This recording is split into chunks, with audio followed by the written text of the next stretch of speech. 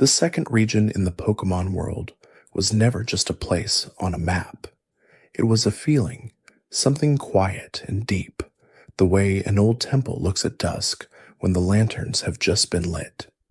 Johto arrived in the game's Pokemon Gold and Silver in 1999 and brought with it a world shaped by tradition, mythology, and a kind of stillness that the first games had not quite reached.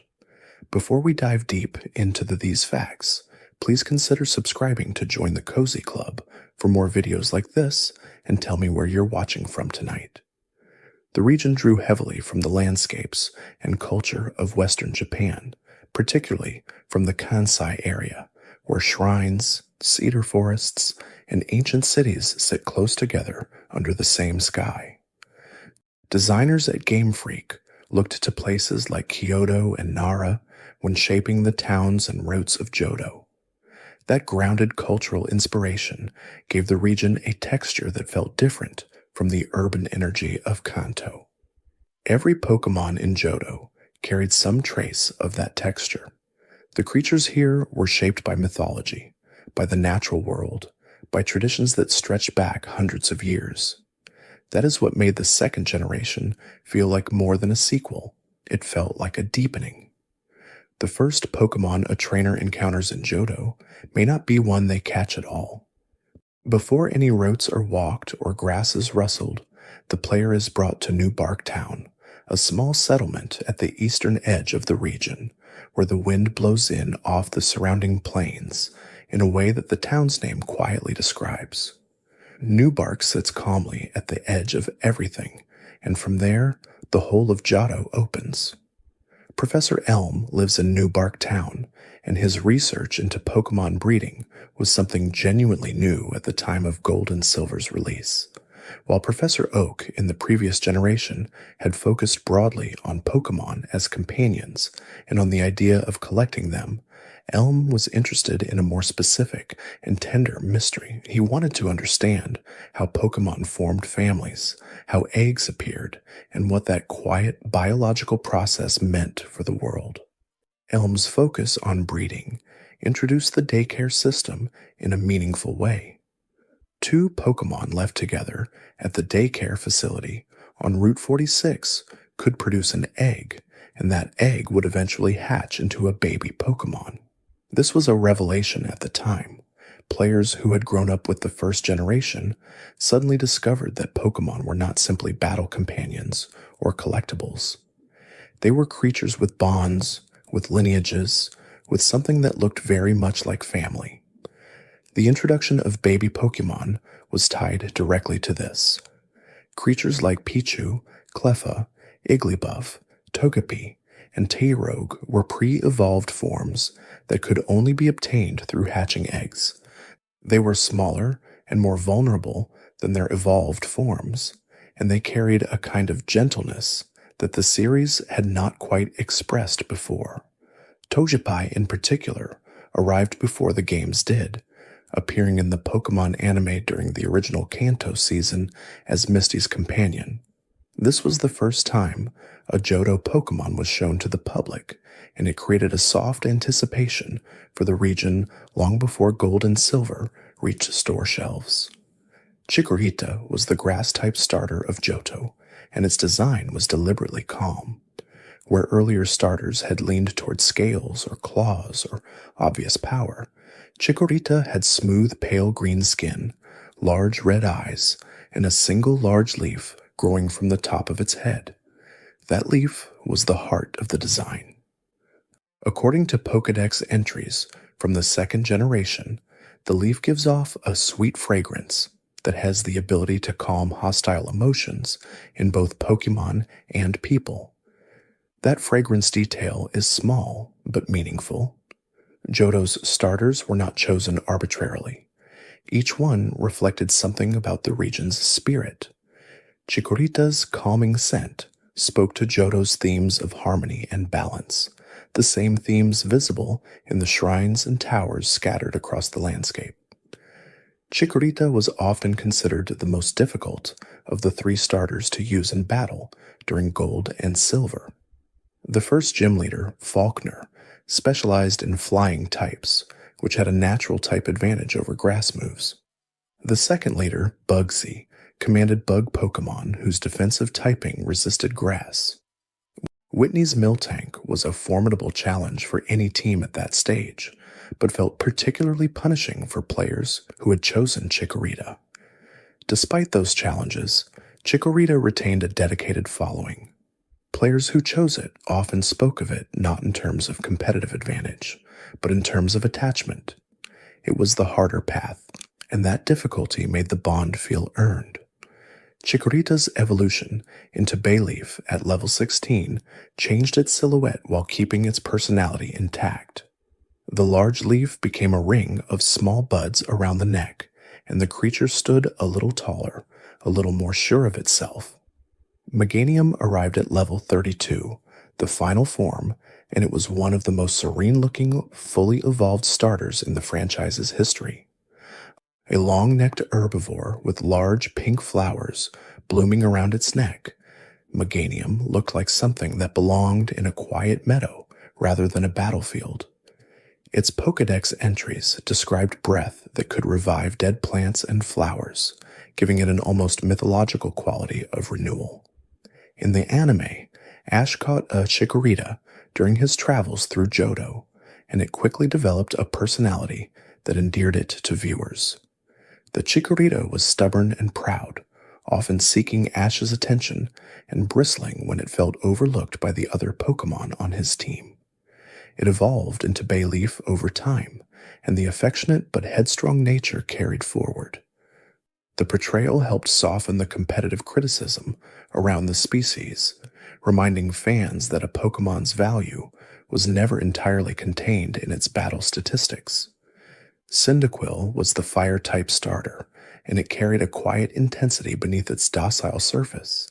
It appeared small and unassuming, a dark blue, mouse-like creature with a pale belly and closed eyes, and the flames that would eventually erupt from its back were nearly invisible when it was calm and at rest. That detail became central to Cyndaquil's character. In peaceful moments, the flame vents on its back were simply holes, dark openings in its fur. When it was startled, excited, or ready to fight, flames roared out of those openings with sudden force. The Pokédex described the flames as burning most intensely when Cyndaquil was angry or especially motivated.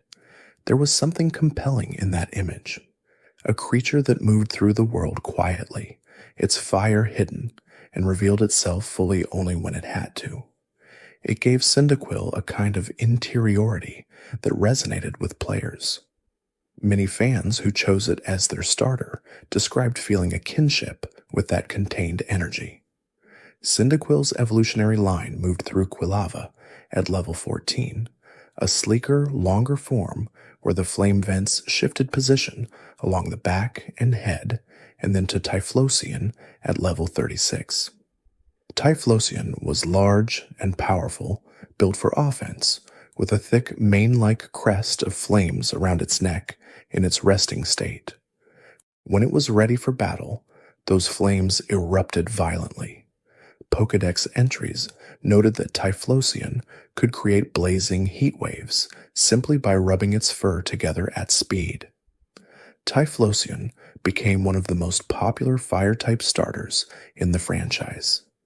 Its combination of strong special attack stats, an appealing design, and a moveset that rewarded straightforward offense made it a favorite in competitive play, as well as in casual runs.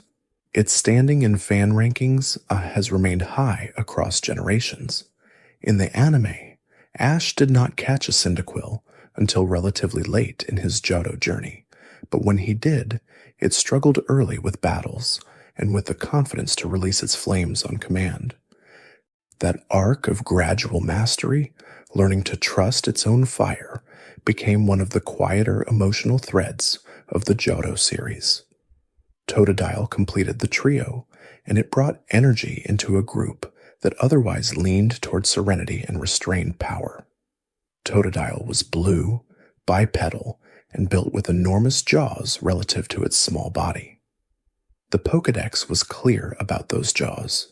They were strong enough to crush almost anything, including the hand of a trainer who held it carelessly.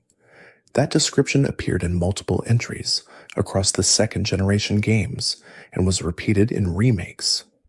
There was something darkly funny about it. This cheerful, dancing little crocodilian with enormous destructive potential that it applied indiscriminately. Totodile's Pokédex entries across games described it as biting things reflexively, even its own trainer, simply because that was what its instincts told it to do. Despite, or perhaps because of this tendency, Totodile was beloved. Its animation in the original Gold and Silver showed it doing a little dance before battle, a bouncing side-to-side motion that became iconic. No other Pokémon on that cartridge had quite the same personality expressed so clearly in so few frames. Croconaw arrived at level 18, taller and more aggressive in posture, with a spiked crest beginning to develop on its head. Its teeth, once lost in battle, grew back quickly, an adaptation that Pokédex entries described as a continuous process. At level 30, Feraligatr completed the line, a massive dark blue crocodile that stood upright and moved with surprising speed for its size. Early Pokédex entries noted that it ran on all four limbs when chasing prey, abandoning the upright stance entirely. Feraligator's competitive history was shaped by the moves and abilities it could access, and across multiple generations, it found relevance as a physical water attacker. Its design held up across decades of new Pokémon, the silhouette remaining distinct and immediately recognizable. Ash's Totodiles in the anime was one of the series' most expressive and physical companions, frequently dancing, hugging, and biting things with equal enthusiasm. That cheerful aggression translated well to screen, and the character became a fan favorite through sheer personality. Sentret was among the first Pokémon a trainer would encounter in the wild grasses between New Bark Town and Cherry Grove City, and it introduced itself, not with aggression, but with vigilance.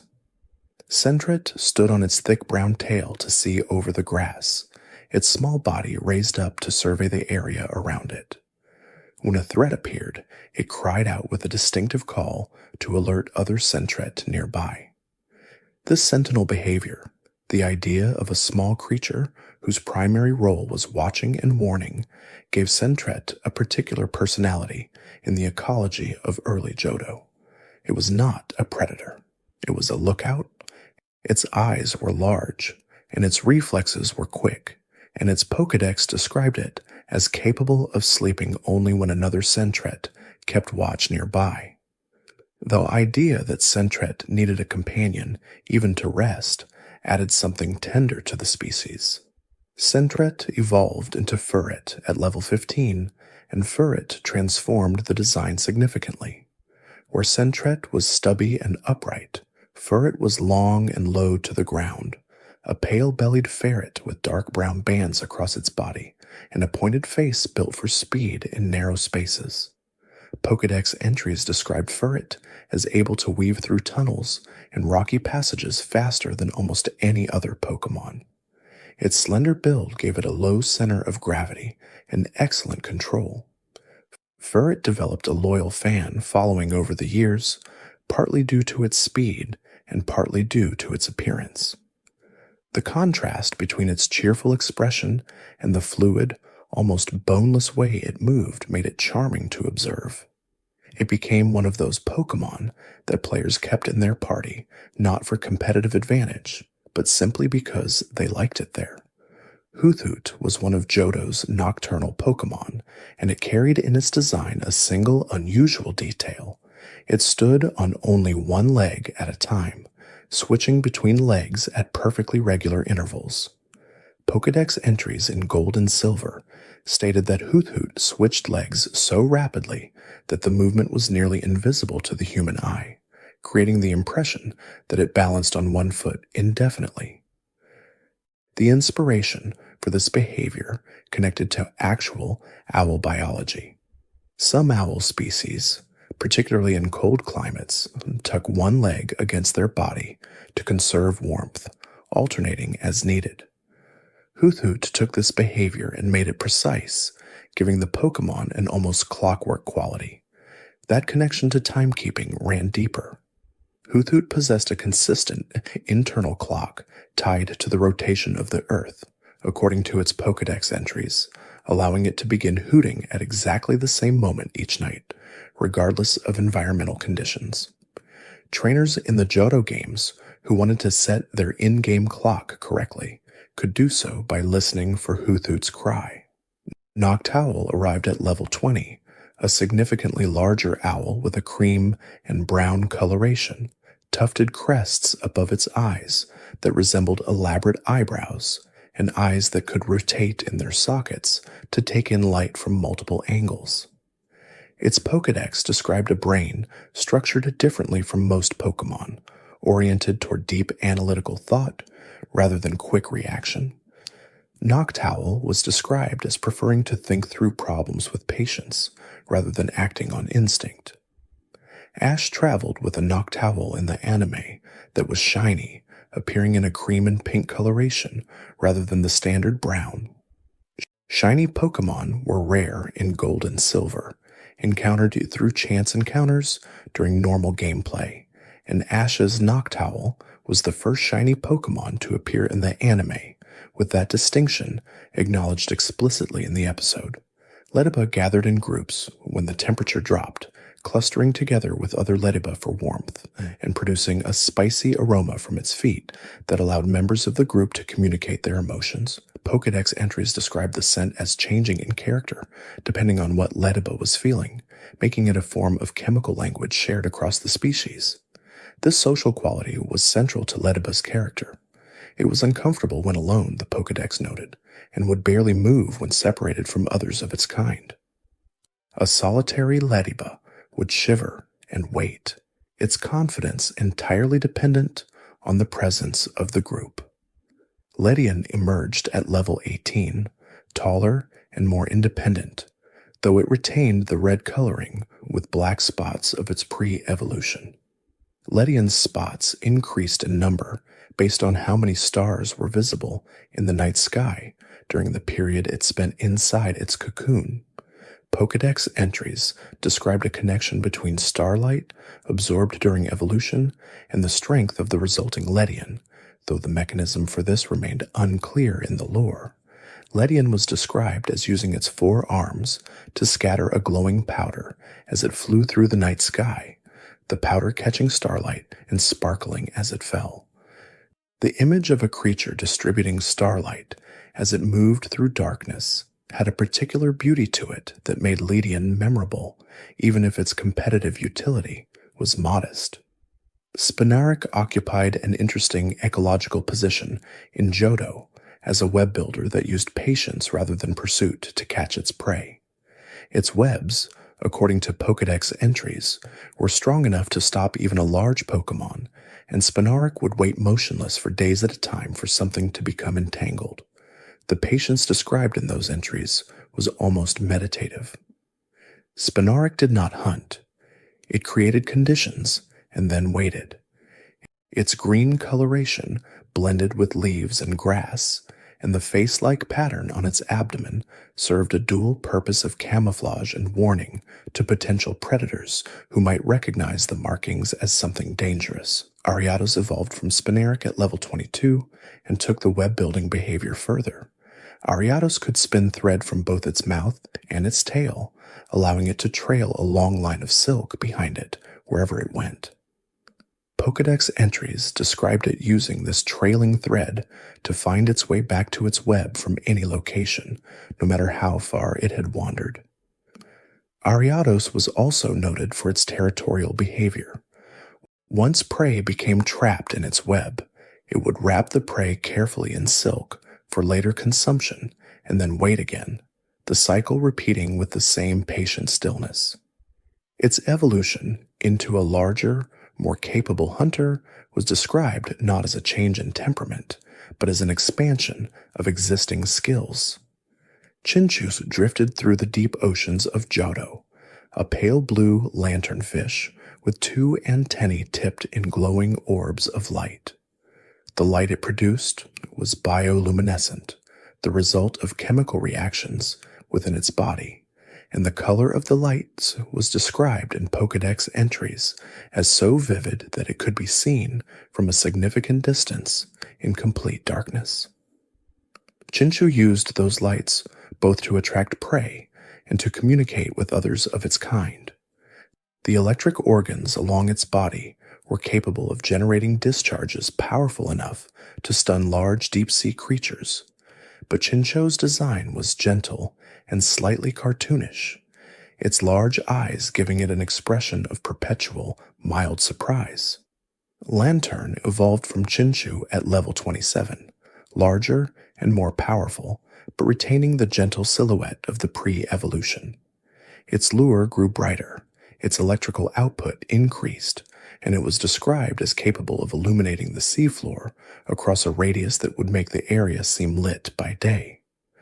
The combination of water and electric typing made Lantern one of the more defensively interesting Pokémon from the second generation, and it found competitive relevance in later generations through its ability Volt Absorb, which allowed it to recover health when struck by electric moves. Deep in the ocean, according to the lore, schools of Lantern would gather in numbers large enough that fishermen on the surface could see the glow rising from below, the water lit from beneath as though something warm lived down there. Pichu was the baby form of Pikachu, and its arrival in the second generation introduced players to a version of the franchise's most famous creature at its most vulnerable. Pichu was small, round-eared, and energetic, with electric cheeks that it could not yet control. Pokédex entries described it as shocking itself when it stored too much electricity, and the shock made it cry. The inability to regulate its own power gave Pichu an endearing quality. It was full of energy it did not yet know how to use, and that overflow came out in unpredictable small shocks to itself and others. Pichu was described as particularly likely to discharge when it was excited, laughing, or surprised, which meant that even positive emotions carried a small electrical consequence. Pichu could be obtained in gold and silver by leaving a Pikachu or Raichu at the daycare. The egg would hatch into a Pichu, and players who had assumed they understood Pikachu's biology suddenly discovered that the franchise's most recognizable creature had an earlier life. That earlier life was helpless, loud, and accidentally conductive. In competitive play, Pichu's unique move, Volt Tackle, introduced later through event distributions, gave it something no other Pokémon had in quite the same form, and it became a popular choice in the Super Smash Bros. Series as a small and fast alternative to Pikachu. Cleffa was the pre-evolved form of Clefairy, and it arrived in the second generation as a round pink, star-shaped creature, even simpler in appearance than its already gentle evolution. Cleffa's Pokédex described it as shaped like a star and often sighted near locations where many meteorites had fallen, leading to theories that it might have arrived on Earth from elsewhere, carried by cosmic impact. That extraterrestrial suggestion linked Cleffa to the mythology already established around Clefairy, which was associated with Mount Moon in Kanto and with Moonstone, a mineral that seemed to fall from the sky. The entire Clefairy line carried this quiet cosmic theme through its design and its lore, the creatures looking upward at the sky as though they remembered somewhere else. Cleffa evolved into Clefairy through high friendship rather than a specific level, which meant that evolution was tied to the bond between Pokémon and trainer. This mechanic, introduced in the second generation, made certain evolutions feel earned rather than automatic, rewarding patience and attention. Igglybuff was the pre-evolved form of Jigglypuff, and it shared with Cleffa the round, simple design of a creature that had not yet grown into itself. Igglybuff's body was described as extremely soft, so much so that it would bounce unpredictably when it rolled, unable to stop once it had started moving. That bounciness was both charming and slightly inconvenient. Pokédex entries described Igglybuff as having difficulty staying still and as sometimes rolling into things accidentally. Its voice was already beautiful, even at this early stage, capable of producing a singing tone more pure and clear than most adult Pokémon could manage. Igglybuff evolved into Jigglypuff through high friendship, and Jigglypuff remained in the second generation what it had been in the first, one of the most recognizable Pokémon in the franchise, famous for its anime appearances, in which it sang audiences to sleep and then drew on the sleeping faces of everyone who had drifted off before the song ended. The connection between Jigglypuff's singing and sleep ran through the entire line. Igglybuff sang too, in its smaller and less practiced way. The lullaby quality of the species felt appropriate for a generation of games that were themselves full of quiet and mythological evenings. Togepi was shown to the world before Gold and Silver were released, appearing in the Pokémon anime as Misty's companion and quickly becoming one of the most recognized new creatures in the franchise. It hatched from a speckled egg into a small, round body with the eggshell still attached to its base, the shell decorated with red and blue triangles and appearing like a tiny ceremonial vessel around the lower half of its body. Pokédex entries describe Togepi as born with happiness stored inside its body and is capable of sharing that happiness with those around it. It was said that a Togepi that was loved and cared for would share its good fortune outward, an almost spiritual function that went beyond battle utility. The concept of a Pokémon that stored and distributed positive energy was new at the time and fit perfectly with Johto's themes of balance and protection. The region was guarded by legendary Pokémon tied to destructive and creative forces, Ho-Oh and Lugia, and smaller creatures like Togepi seemed to occupy a gentler end of the same spectrum, maintaining warmth and goodwill in the spaces between catastrophe.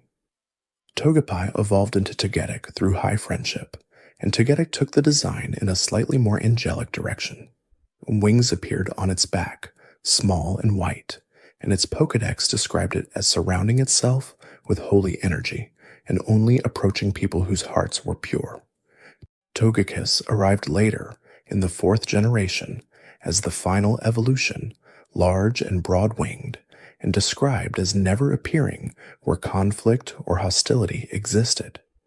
The entire line moved in one direction across its three forms, toward peace, toward flight, toward places where no one was fighting. Mareep grazed in the grassy areas of Johto and accumulated static electricity as it moved, the wool on its body becoming charged with each step. The glow from its charged fleece brightened with each step it took, and when the static buildup became too great, Mareep released the charge all at once, in a burst that would temporarily flatten its wool before the cycle began again.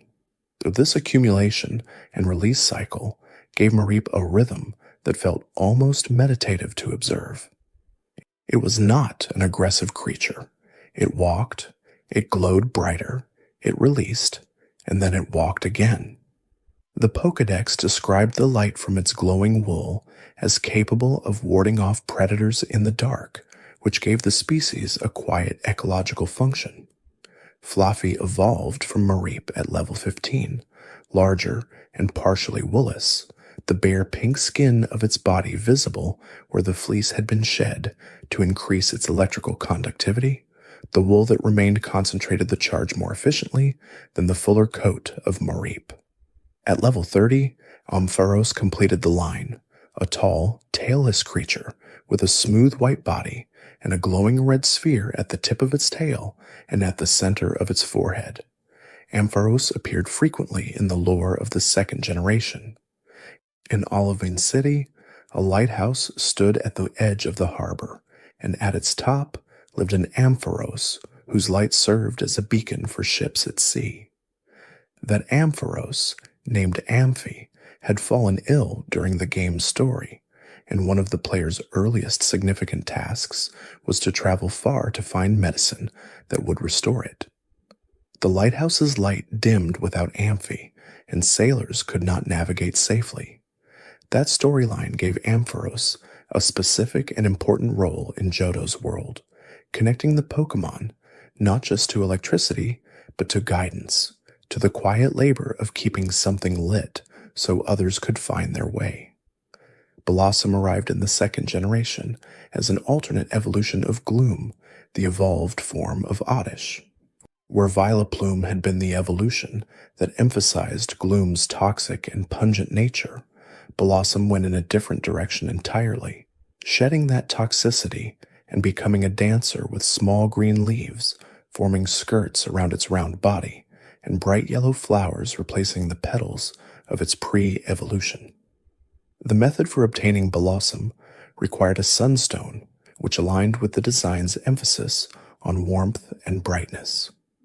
Gloom, which was described as producing one of the most foul odors in the Pokémon world, transformed through the sunstone into something fragrant and cheerful. The Pokédex noted that the worse a Gloom's smell before evolution, the more beautifully it would dance after becoming Blossom. That inverse relationship between past unpleasantness and future beauty was a detail that players found memorable. The creature that smelled the worst would eventually move the most gracefully. Blossom's Pokédex described it as gathering with other Blossom to perform dances that brought the sun out during cloudy weather, a function somewhere between ritual and reality in the logic of the Pokémon world.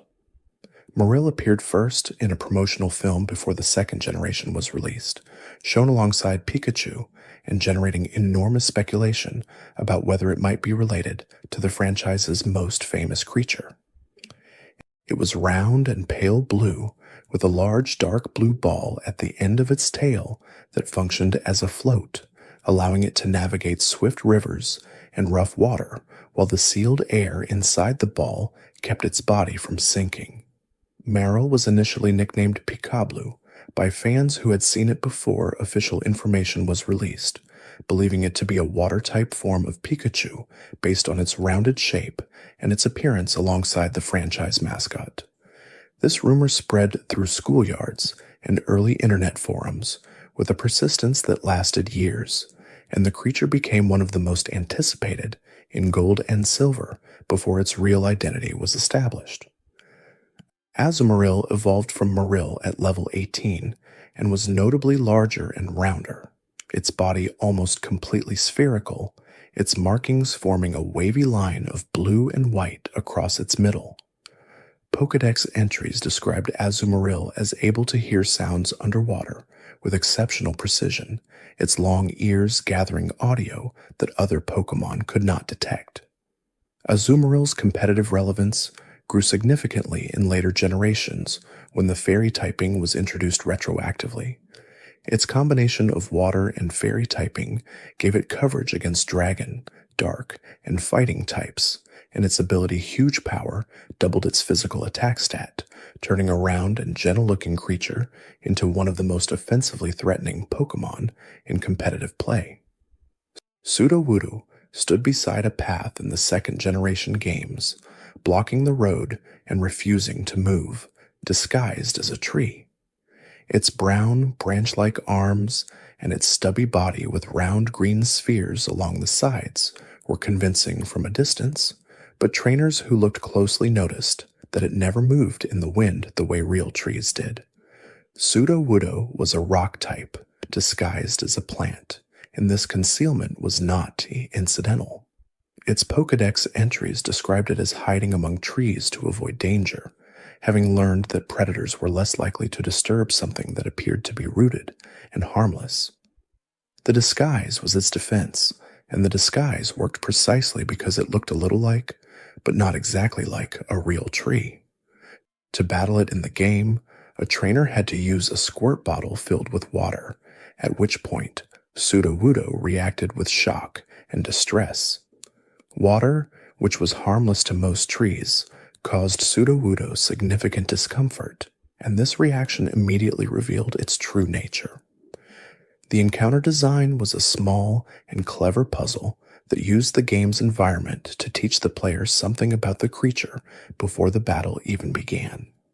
Bonsly, the baby pre-evolved form, was introduced in the 4th generation and showed Sudowoodo at its most convincingly plant-like stage, small and round with 3 spheres on its head that looked remarkably like a small decorative bonsai tree. Bonsly cried what appeared to be tears, but were actually excess moisture it expelled through the spheres on its head, a physical need rather than an emotional response, though the effect looked deeply melancholy. Hoppip drifted through the skies of Johto so lightly that it could not resist the wind. Pokédex entries described it as clustering together with other Hoppip when strong winds appeared to keep from being carried away, and as sometimes being blown so far from its starting point that it could not find its way back without guidance. This fragility was central to Hoppip's design. It was a small pink creature with large leaves, sprouting from its head and lighter-than-air properties that made it cheerful in appearance, but genuinely helpless in weather. It did not fly. It was carried.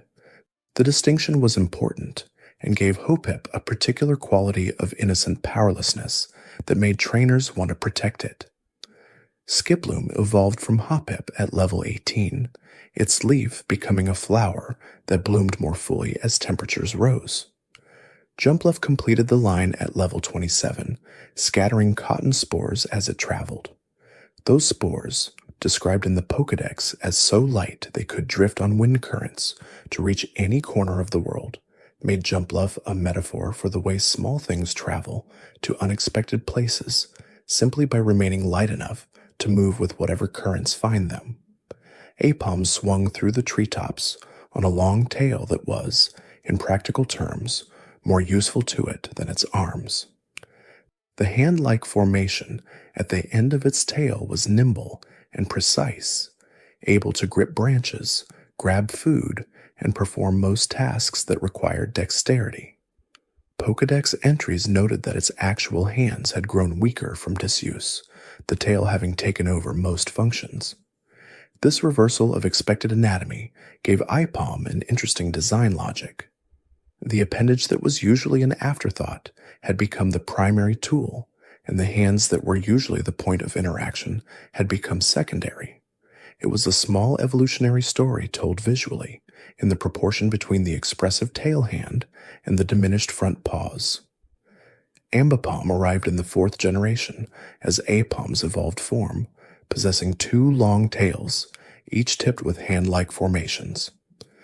The design doubled down on the core concept, and Pokédex entries described Ambipom as having almost no use for its actual arms any longer, the 2 tail hands handling every task with speed and precision. Sunkern held a particular distinction in the data records of the Pokémon world. It was noted across multiple Pokédex entries as having the weakest stats of any Pokémon in the 2nd generation. Its attack, defense, speed, and special capabilities were all modest, and it spent most of its life trying to avoid contact with other Pokémon entirely, surviving by eating morning dew and doing as little as possible. That strategy of minimal engagement and careful conservation gave Sunkern an accidental wisdom. It was not trying to compete. It was trying to persist. Pokédex entries noted that it came down from somewhere unknown during certain years in very large numbers, blanketing fields and small sunflower seeds that then struggled to survive until morning. Sunflora evolved from Sunkern through the Sunstone and transformed the reserved, shy seed into an upright, cheerful, determinedly solar creature. Sunflora tracked the sun throughout the day, always turning to face the light, and its Pokédex described it as slowing dramatically in cold weather and speeding up again when warmth returned. It was a creature defined entirely by its relationship to the sun, moving faster or slower as that relationship grew warmer or cooler. Yanma flew rapidly through the air on 4 large wings that beat so fast they generated small shock waves, capable of shattering glass windows in nearby buildings. Pokédex entries were specific about this, describing structural damage caused by Yanma's rapid flight near human settlements and establishing it as a creature that created problems for the spaces it passed through simply by moving. Its compound eyes were another notable feature. Yanma could see in all directions simultaneously without turning its head, and it could detect movement from far away with those eyes even in poor lighting. The ancient dragonfly design had a prehistoric quality that connected it to real-world paleontology, as dragonflies with wingspans of more than half a meter had existed in Earth's Carboniferous period. Yanma, while not explicitly drawing from that deep history, shared the visual language of something primordial.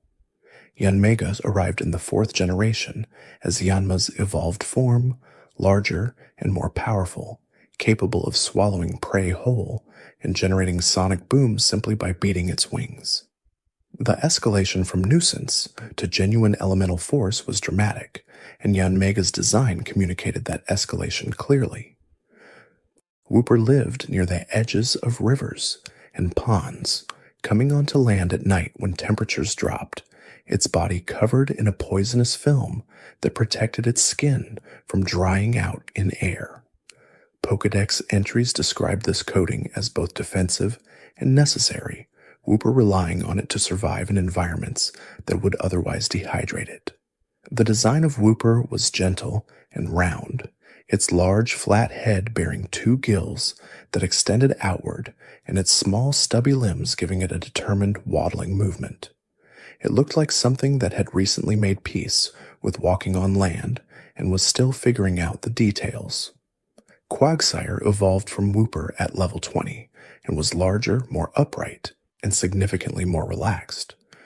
Pokédex entries described Quagsire as so laid back that it sometimes bumped its head on the bottom of boats while swimming on its back upward toward the surface, and did not seem particularly bothered by the impact. It ate by opening its mouth underwater and waiting for food to drift in, an approach to feeding that required almost no effort. The contrast between Wooper's effortful navigation of an environment not quite suited to it and Quagsire's total ease with whatever environment it was placed in gave the evolutionary line a quiet story about accommodation. The fully realized form had found a way to be comfortable anywhere. Espeon and Umbreon arrived in the 2nd generation as the 2 new EV evolutions, and their methods of evolution were unlike any that had come before.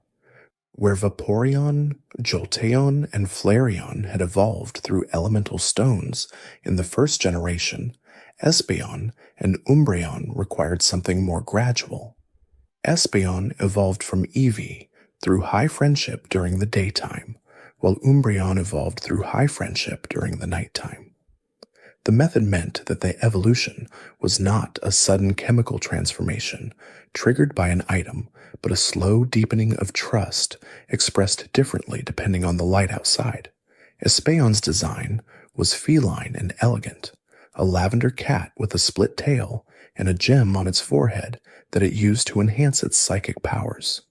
Its Pokédex described it as capable of predicting an opponent's movements before they happened by reading subtle changes in the surrounding air.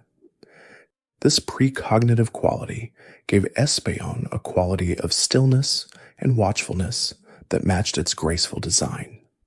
Umbreon moved through the night in a different way.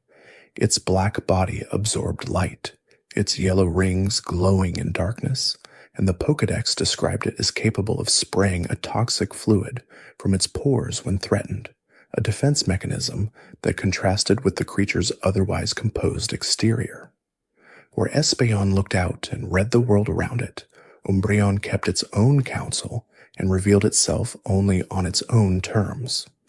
Both creatures were tied to the concept of partnership in a way that made them feel like rewards for sustained attention. Players who rushed would miss them. Players who took the time to build trust carefully would find that the result was something genuinely beautiful. Murkrow perched in dark places and was associated in the Pokédex with misfortune, its presence described as a bad omen in multiple entries. Seeing a Murkrow at night was considered unlucky in the culture of the Pokémon world, and trainers who encountered them on evening routes were advised in some Pokédex entries to return home immediately. This omen quality connected Murkrow to a long tradition of real-world associations between corvids and ill fortune, associations that appeared in dozens of cultures across human history. The design leaned into this with a hunched posture, a wide-brimmed hat-like crest of feathers, and sharp yellow eyes. It looked like it was waiting for something bad to happen. Murkrow was also described as guiding travelers away from paths, leading them further and further from their destinations through a combination of misdirection and mimicry. Whether this behavior was malicious or simply instinctive, the Pokédex did not fully resolve. Honchkrow arrived in the 4th generation as the evolved form, larger and carrying the omen associations into a more organized context. Where Murkrow worked alone, Honchkrow commanded flocks of Murkrow, which served it and responded to its calls. The transition from solitary bad luck to organized crime boss was dramatic and memorable. Misdreavus floated through the dark, feeding on fear. Pokédex entries described it as sneaking up on sleeping people and letting out a scream to startle them awake, then drinking in the resulting fear as nourishment. This was a genuinely unsettling feeding strategy, and the Pokédex presented it matter-of-factly, as though fear harvesting were simply the ecological niche this species occupied. Misdreavus's design expressed this behavior in its appearance. The large red eyes, the long flowing dark hair, the small fanged expression, all of it communicated something that enjoyed being frightening. Its red spheres, arranged around its neck like a necklace, were described as gathering and storing the fear it collected. Mismagius arrived in the 4th generation as the evolved form, taller and more elaborate, its appearance shifting towards something almost ceremonially witch-like. It could cause headaches, hallucinations, and involuntary happiness or sadness in people nearby, according to its Pokédex, depending on the incantations it chose to produce. The entire ghost-type lineup of Johto carried this quality of operating in the space between sleeping and waking, between comfort and unease. They were creatures of the threshold, appearing in places where certainty weakened. Unknown was one of the most mysterious Pokémon in the 2nd generation, and its mystery was architectural.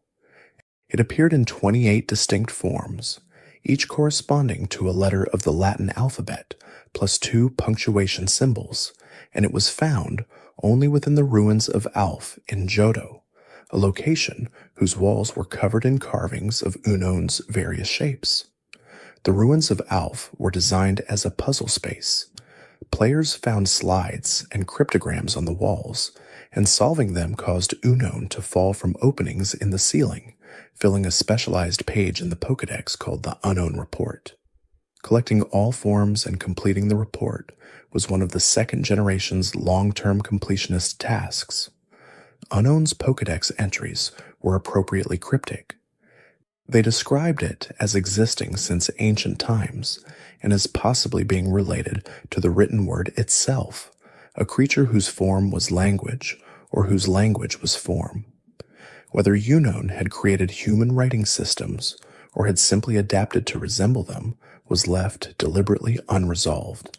In the 3rd Pokémon film, The Spell of the Unknown, the creatures were shown capable of creating entire alternate realities when they gathered in sufficient numbers. Their collective ability to reshape matter and generate hallucinations powerful enough to trap people inside constructed dreams. The scale of that power, compared to Unknown's relatively modest battle statistics, was part of what made the species fascinating. In the game, they were curious collectibles. In the lore, they were something ancient and enormous. Wobbuffet stood perfectly still and waited. Its entire approach to conflict was reactive. It did not attack. It absorbed and reflected. Pokédex entries described it as unable to initiate battle on its own, instead taking damage and returning an amplified version of whatever was done to it. Its black tail, which it kept hidden behind it, was described as its true body, the blue form at front being a decoy.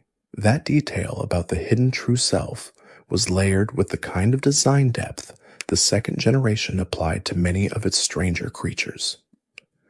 Wobbuffet looked like what it was not, its cheerful expression and large blue form drawing attention while the real creature waited quietly at the back. Competitive Wobbuffet became known across multiple generations for its ability Shadow Tag, which prevented opponents from switching out of battle, and its moves Destiny Bond, Counter, and Mirror Coat, which could end a battle with a single well-timed response. It was not a Pokémon that could be ignored or played around easily, and this created an almost philosophical battle experience. Against Wobbuffet, the only way to win was to accept that your own actions would come back to you. In the anime, Jesse's Wobbuffet appeared in almost every episode for years, popping out of its Pokeball uninvited with a cheerful cry, regardless of whether it was needed or useful.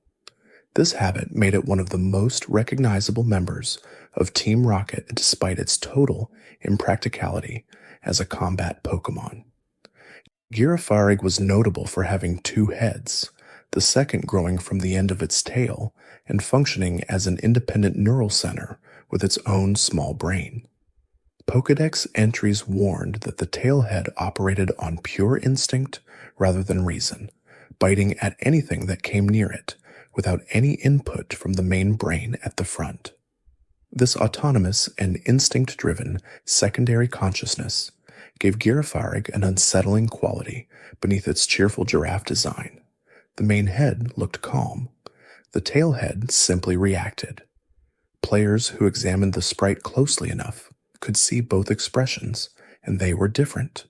The combination of normal and psychic typing was unusual. The psychic typing connected Girafarig to the intelligence of its primary head, while the normal typing might have reflected the more animalistic instincts of the secondary. The typing gave it a distinctive battle profile, particularly in its resistance to ghost-type moves and its coverage options. Panico hung from branches, pretending to be a pine cone, an insect that had enclosed itself in a shell made from tree bark and other natural materials it collected and layered around itself. Pokédex entries described it as preferring not to move while searching for food, instead hanging still and waiting for insects to crawl beneath it. When disturbed, Panico exploded. The Pokédex was clear about this. It would detonate its outer shell with significant force if anything jostled it, and then it would quietly rebuild the shell once the threat had passed. The explosion was not always catastrophic for the creature itself, but it was consistently unpleasant for whatever had disturbed it. Fortress evolved from Panico at level 31 and scaled up the explosion capacity significantly. Its steel and bug typing made it one of the most defensively resilient Pokémon of its generation, and its ability to use entry hazards like spikes and toxic spikes, while also spinning away hazards set by opponents, made it competitively valuable across many generations of play. Dunsparce found itself in a peculiar position in the Pokémon world. It was covered in a thin layer of striped scales that gave it a bee-like coloration. It had small wings too tiny for flight, and it used a claw-like tail to bore into the earth and disappear underground when frightened. Pokédex entries described it as very difficult to find and as retreating into its tunnel at the first sign of danger. Dunsparce was often described by players as a Pokémon that seemed like it should evolve, but never did, at least for many years. Its appearance suggested an intermediate form, something between concept and completion. Its typing, its moveset, and the mythology around where it appeared in the game all created the sense of a creature that was building toward something. In the ninth generation, Dunsparce finally arrived as Dunsparce's evolution, and it retained every element of Dunsparce's design, while simply becoming a longer version of itself, adding segments to its body like a centipede grows, with either 2 or 3 total segments, depending on the individual. The long-delayed evolution was met with enormous humor and affection by the player community, who had waited decades. Gligar glided through the air with its wings spread, a purple flying scorpion whose design connected it to real-world Vinegaroons and Whipscorpions, creatures that used their pincers and their tails for different defensive functions. Pokédex entries described Gligar as attacking by flinging itself at opponents and clinging to them, and then using its poisoned stinger while holding on. The image of something gliding silently from above and then clinging in place with its pincers before delivering its sting was effectively unsettling. Gligar appeared casual about this process, its expression in early sprites conveying something between cheerfulness and menace. Gliscor evolved from Gligar in the 4th generation through leveling up at night while holding a razor fang. The evolved form was larger, darker, and its design leaned more explicitly into the vampire bat aesthetic, with wing membranes forming a cape-like structure around its body. Where Gligar had been an opportunist, Gliscor seemed to have committed to a more deliberate identity. Steelix arrived in the 2nd generation as the evolved form of Onix, one of the first generation's most recognizable rock types, and its evolution required a trade while holding a metal coat.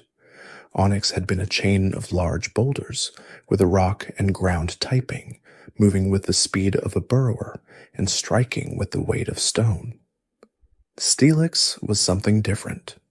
The trade evolution compressed and heated Onix's rocky body into something harder than diamond, according to Pokédex entries, through a process that occurred somewhere deep underground.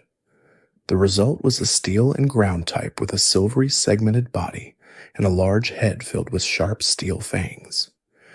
Where Onix had been impressive, Steelix was ancient and formidable. Steelix's steel typing arrived in the 2nd generation, alongside Dark type, as 2 newly introduced types created partly to address imbalances in the competitive landscape of the 1st generation. Steel's numerous resistances and its immunity to poison made it immediately valuable defensively, and Steelix became one of the earliest steel types to see significant use. Snubbull was a pink bulldog with enormous jaws, and a design that played with the gap between its intimidating physical features and its actual emotional disposition. Pokédex entries described its fierce expression as making people and Pokémon want to keep their distance, but noted that Snubbull itself was actually quite timid and often pursued by small Pokémon that sensed it would not fight back. This reversal, the creature that looks like a threat but was afraid, became central to Snubbull's character and to the story of its evolutionary line. It presented one face to the world and lived a different interior experience. Players who learned this detail often felt a particular kind of affection for Snubbull, recognizing something familiar in the mismatch between appearance and feeling. Granbull evolved from Snubbull at level 23 and resolved the mismatch differently. It was larger, its jaws were heavier, and while its Pokédex still noted some of the timidity of the pre-evolution, it was also described as capable of holding its own when it had no choice. This evolution did not eliminate the original anxiety so much as provide the physical resources to overcome it when necessary. Quillfish was a small pufferfish covered in sharp quills, its round body filled with seawater that it drank in massive quantities when threatened, inflating itself dramatically to extend the quills outward in all directions. Pokédex entries described it as drinking gallons of water before attack, its body expanding to the point where it could barely swim, and then firing those spines with enough force to penetrate thick materials. Quillfish existed in that space, between cute and dangerous, that the second generation often explored. Its small, round form and wide eyes made it look approachable. Its actual mechanics in battle and in the lore made it clearly capable of significant harm. The disconnect was mild but present. In the 9th generation, Overquill arrived as a regional evolution available in the Hisui region, a darker and larger form that had a more aggressive posture and a design that leaned further into the poisonous predator aesthetic. The long-delayed evolution gave players who had carried Quillfish through multiple games something new to discover. Sneasel moved quickly through icy terrain, its design built around speed and precision rather than strength. The large, hook-like claws on its hands were used to climb trees and ice formations, and Pokédex entries described it as a nest raider, stealing eggs from bird Pokémon during vulnerable moments. This behavior made Sneasel ecologically aggressive in a way that was clearly predatory, but also recognizably tied to real-world scavenger and nest raider behavior among weasels and martens. The design itself drew from weasel anatomy, narrow and flexible and low to the ground, with the feather-like protrusions on its head giving it an unexpected formal quality. Weevil arrived in the 4th generation as Sneasel's evolution, requiring a razor claw held during nighttime leveling. Weevil was faster than almost any other Pokémon of its generation, and its attack stat made it capable of striking with genuine force. Its competitive relevance was significant and sustained across multiple generations. Teddiursa and Ursaring formed one of the 2nd generation's most beloved evolutionary pairs, the contrast between the small moon-marked cub and the large aggressive adult bear creating a story of transformation that players found genuinely affecting. Teddiursa spent its time soaking its paws in wild honey and licking them, its crescent moon mark glowing when it found food. Pokédex entries described it as always finding food through some combination of resourcefulness and good fortune, and its expression of content absorption while eating became iconic. Ursaring evolved from Teddiursa at level 30 and retained none of the cub's gentleness. It was described as large and powerful enough to uproot a large tree without effort, and its foraging behavior had shifted from patient honey-licking to simply pulling the forest apart to find what it wanted. The crescent mark remained on its chest, but Ursaring's Pokédex focused on strength rather than sweetness. Ursaluna arrived in the 9th generation as a regional evolution available in Hisui through a peat block used on a full moon, its design rooting the bear further in a prehistoric, earthbound mythology. The line had traveled from honey-drunk cub to forest destroyer to shamanic earth spirit, each stage a genuine transformation. Slugma flowed slowly through volcanic terrain, its body made of living magma that had to remain in constant motion or it would cool and harden. Pokédex entries described Slugma as incapable of stopping, keeping its internal temperature high through perpetual movement, and noted that a Slugma that became still would solidify into a simple rock. This condition made Slugma's existence genuinely precarious. It could not rest. Stopping was not sleep, but termination. The design expressed this urgency in its constant trailing of smoke and its molten texture, and players who thought carefully about the Pokédex detail found it unexpectedly poignant. Magcargo evolved from Slugma at level 38 and had developed a shell of hardened lava around its body, solving the cooling problem through a protective case while retaining the soft molten core beneath. Its Pokédex entries noted a body temperature of approximately 18,000 degrees Fahrenheit, making it one of the hotter creatures described in the franchise's lore, the water and rain evaporating before it could reach Magcargo's surface. Swinub was a small, brown, pig-like creature that used its nose to search through snow for food, pressing it against the ground and moving it back and forth in a methodical sweep. Pokédex entries described its nose as so sensitive it could detect the location of a hot spring buried beneath many layers of ice and snow, its ability to find warmth beneath cold surfaces, giving it a particular kind of persistence. Piloswine evolved from Swinub at level 33, much larger and covered so completely in long, shaggy fur that its eyes were obscured. The fur protected it against extreme cold, and Pokédex entries described it as charging at threats with its tusks while relying entirely on its nose rather than its vision, the hair leaving it effectively blind in normal use. Mamoswine arrived in the 4th generation as the final evolution, requiring Piloswine to relearn the move Ancient Power before leveling up. It was described as having existed since the Ice Age, populations declining dramatically as the climate warmed, and as surviving in the present primarily in cold regions where the temperature suited its thick fur and its body chemistry. The design felt genuinely ancient, a creature that belonged to a colder and slower world. Corsola grew in shallow tropical waters, its branch-like coral body housing colonies of microscopic organisms in a relationship of mutual benefit. Pokédex entries described these organisms as providing Corsola with nutrients while it provided them with a physical structure, a description that matched real-world coral biology closely.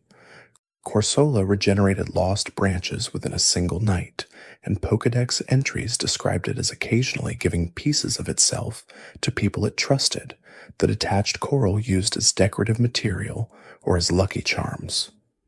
This voluntary gifting of its own body created an unusual relationship between the Pokémon and the humans, or Pokémon, in its environment.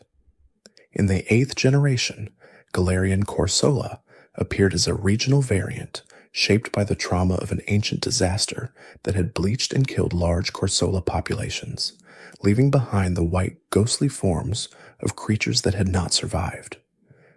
The regional variant was a ghost type, rather than a water type, its appearance identical to a bleached coral skeleton. The entry was one of the most quietly devastating in the franchise, describing a species that had become its own memorial. Remoraid clung to the underbelly of Mantine, a large manta ray Pokémon found in the same waters, using it for transportation and protection while feeding on scraps that Mantine left behind.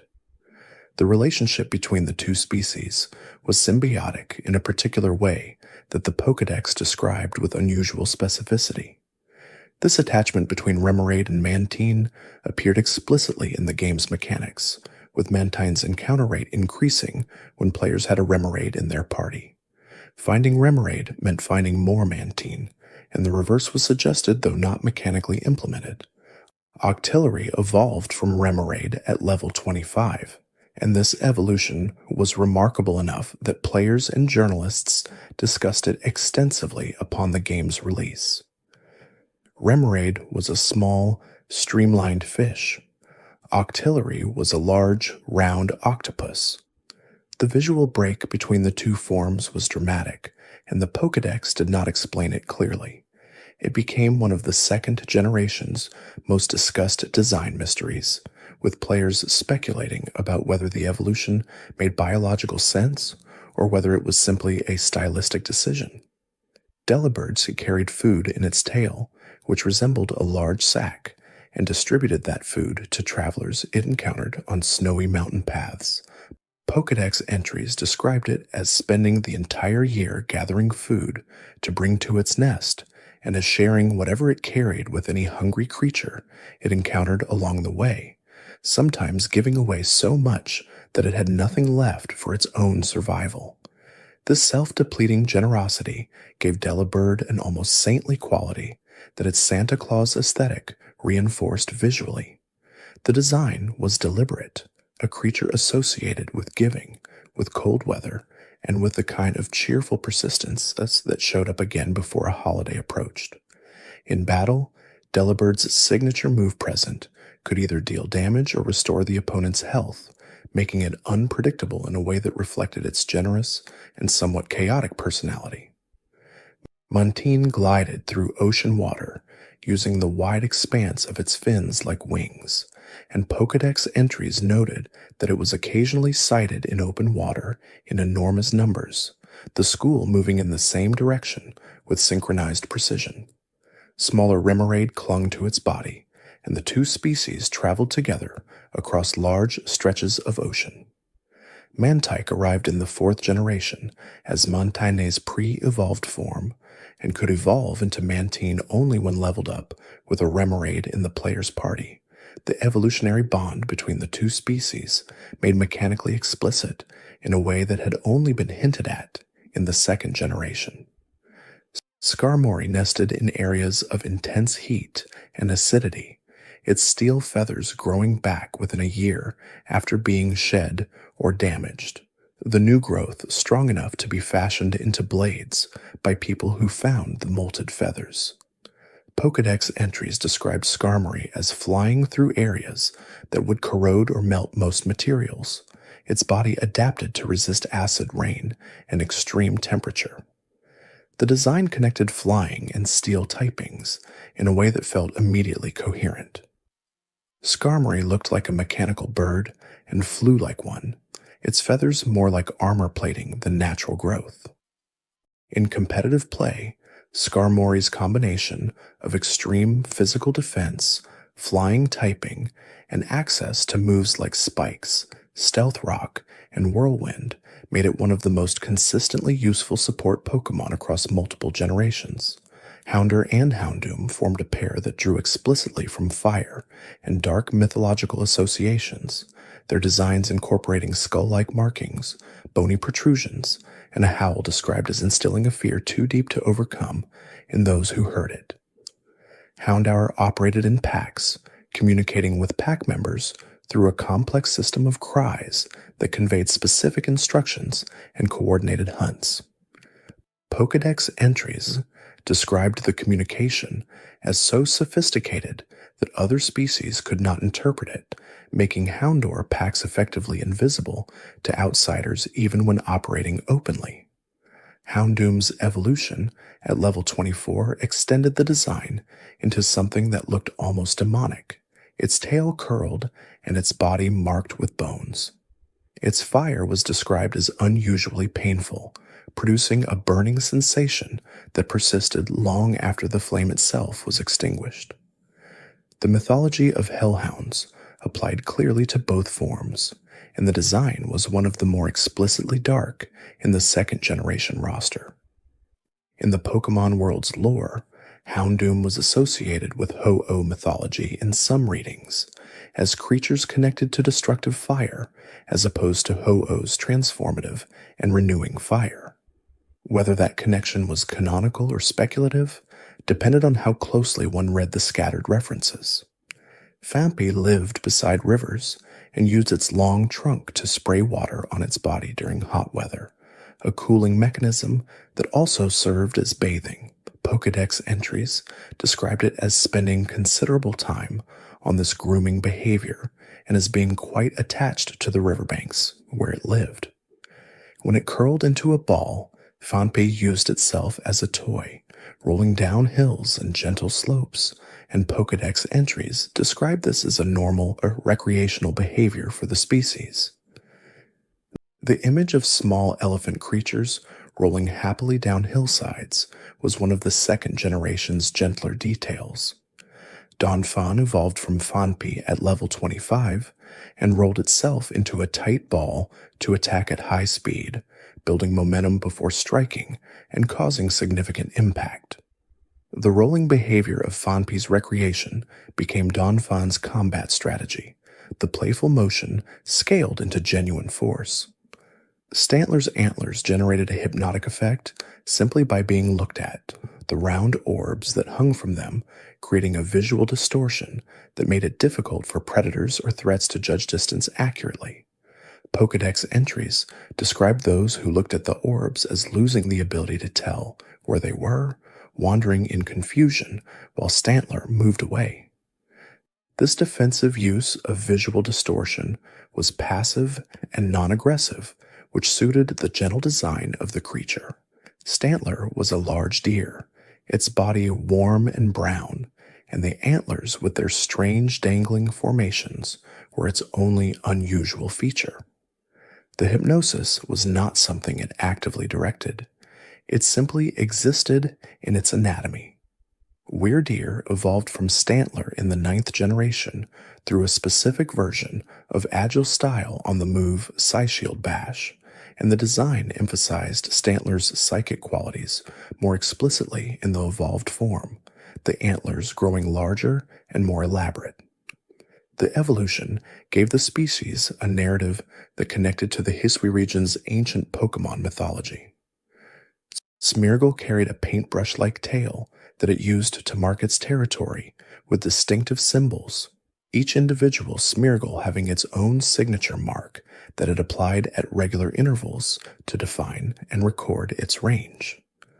Pokédex entries describe these marks as a form of personal language, meaningful to other Smeargle, but difficult for other species to interpret. Smeargle's battle mechanic was as unusual as its design. Its only learned move was Sketch, which copied the last move used by the opponent and replaced itself permanently with that move. This meant Smeargle could, in theory, learn almost any move in the game, and trainers who understood the mechanic could use Smeargle as a vehicle for delivering otherwise impossible move combinations to a single Pokémon. This mechanical uniqueness made Smeargle a subject of deep interest in competitive communities. The creature with no battle power of its own became valuable precisely because of its ability to become anything else. Miltank was Whitney's most notorious Pokémon and one of the most discussed encounter points in the 2nd generation. Whitney was the 3rd gym leader based in Goldenrod City, and her Miltank was equipped with the move Rollout, which increased in power with each consecutive use, combined with Milk Drink for self-healing and Stomp for occasional flinching. Players who faced Whitney's Miltank with underprepared teams found it functionally unbeatable in a way that created a genuine emotional response. The gym's cheerful pink aesthetic contrasted painfully with the mechanical loop of Rollout's escalating power, and Whitney herself burst into tears when defeated, which made players feel oddly guilty about winning. Miltank produced Moo Moo milk that was described as nutritious enough to restore significant health, and the franchise sold this milk in various locations throughout the game as a healing item. There was a farm near Moo Moo Farm on Route 39 where sick Miltank could be healed with orange berries, creating one of the few moments in the game where a trainer's action affected the well-being of a specific non-party Pokémon in a visible way. The legendary birds of Johto were 2 creatures of mythological weight. Their stories wound through the architecture and history of the region in ways that no other Pokémon in the franchise quite matched. Ho-Oh was the guardian of the skies above Johto, a large and radiant bird with golden and red plumage and rainbow-colored wings.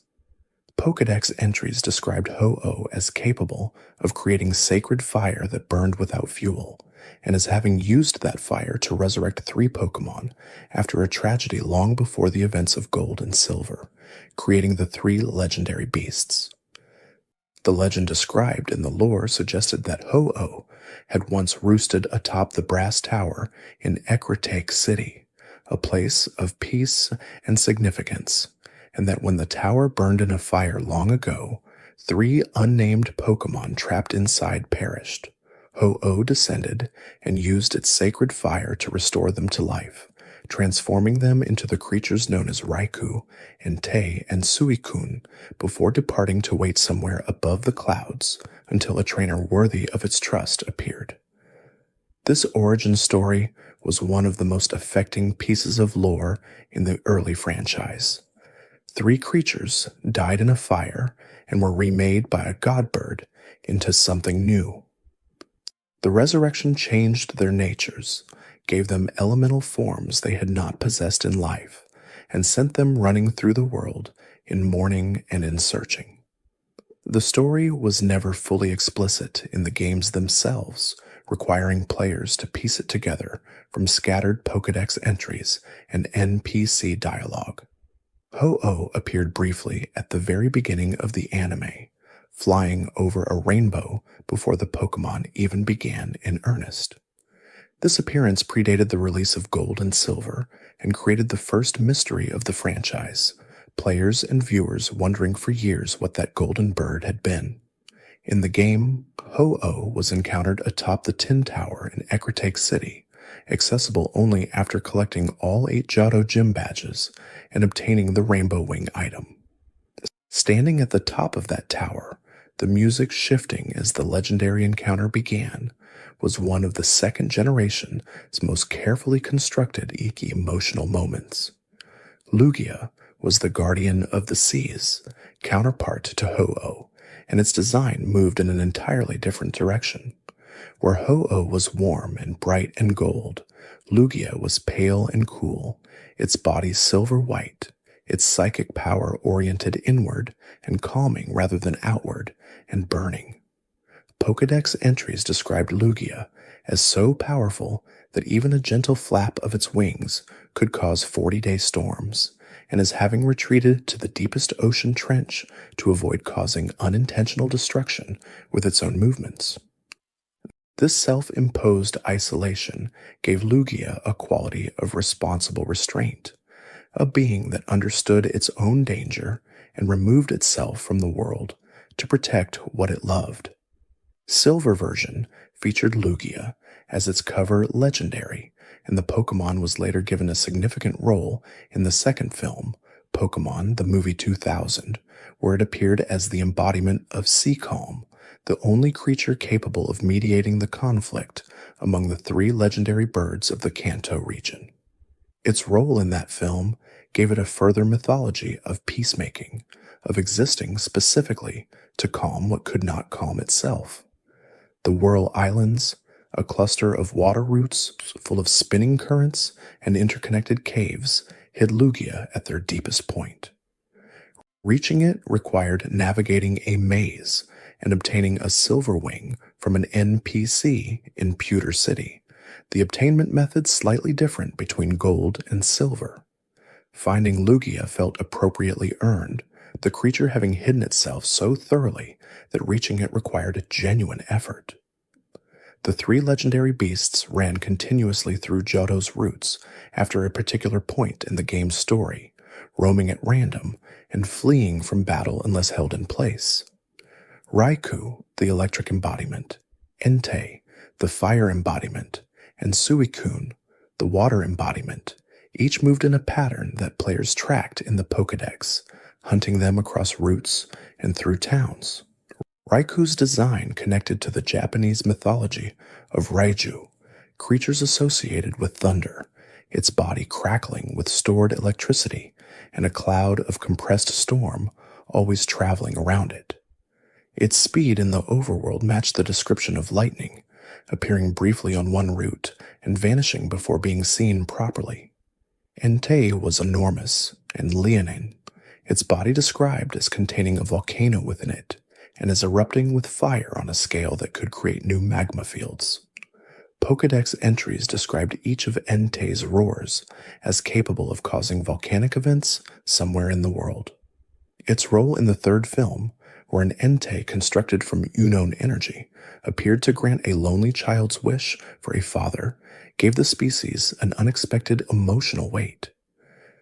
Suicune was the creature that Crystal version placed at the center of its expanded narrative, adding a storyline in which a character named Yusin pursued Suicune across Johto, while the player periodically encountered it during major events. Suicune's design was the most elegant of the 3, a blue, wolf-like creature with a purple mane that flowed in a direction opposite to the wind, always moving against the current. Pokédex entries described it as purifying poisoned water everywhere it traveled. The Kimono Girls of Ecological City guarded knowledge of the legendary Pokémon and served as a barrier between ordinary trainers and the mythological heart of the region.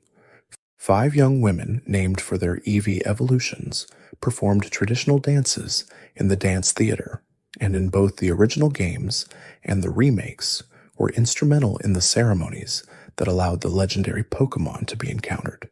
In Heart Gold and Soul Silver, the Kimono Girls had an expanded role in which the player had to battle all 5 of them across multiple locations before being led to the Tin Tower or Whirlpool Islands for the legendary encounter. The expanded role gave them character and motivation, and the design of the ceremony as a ritual performed by dedicated guardians gave the legendary encounters a solemnity that made them feel appropriately significant. The Elite Four of Johto did not guard a traditional Pokémon League at the start of the player's journey the way other regions did. They waited in a location accessed only after defeating 8 gym leaders and navigating Victory Road, and defeating them brought the player face to face with Lance. Lance had been the champion of Kanto in the first generation, the final obstacle before Blue, and his presence as the Johto champion was both a continuity and a complication. He was familiar.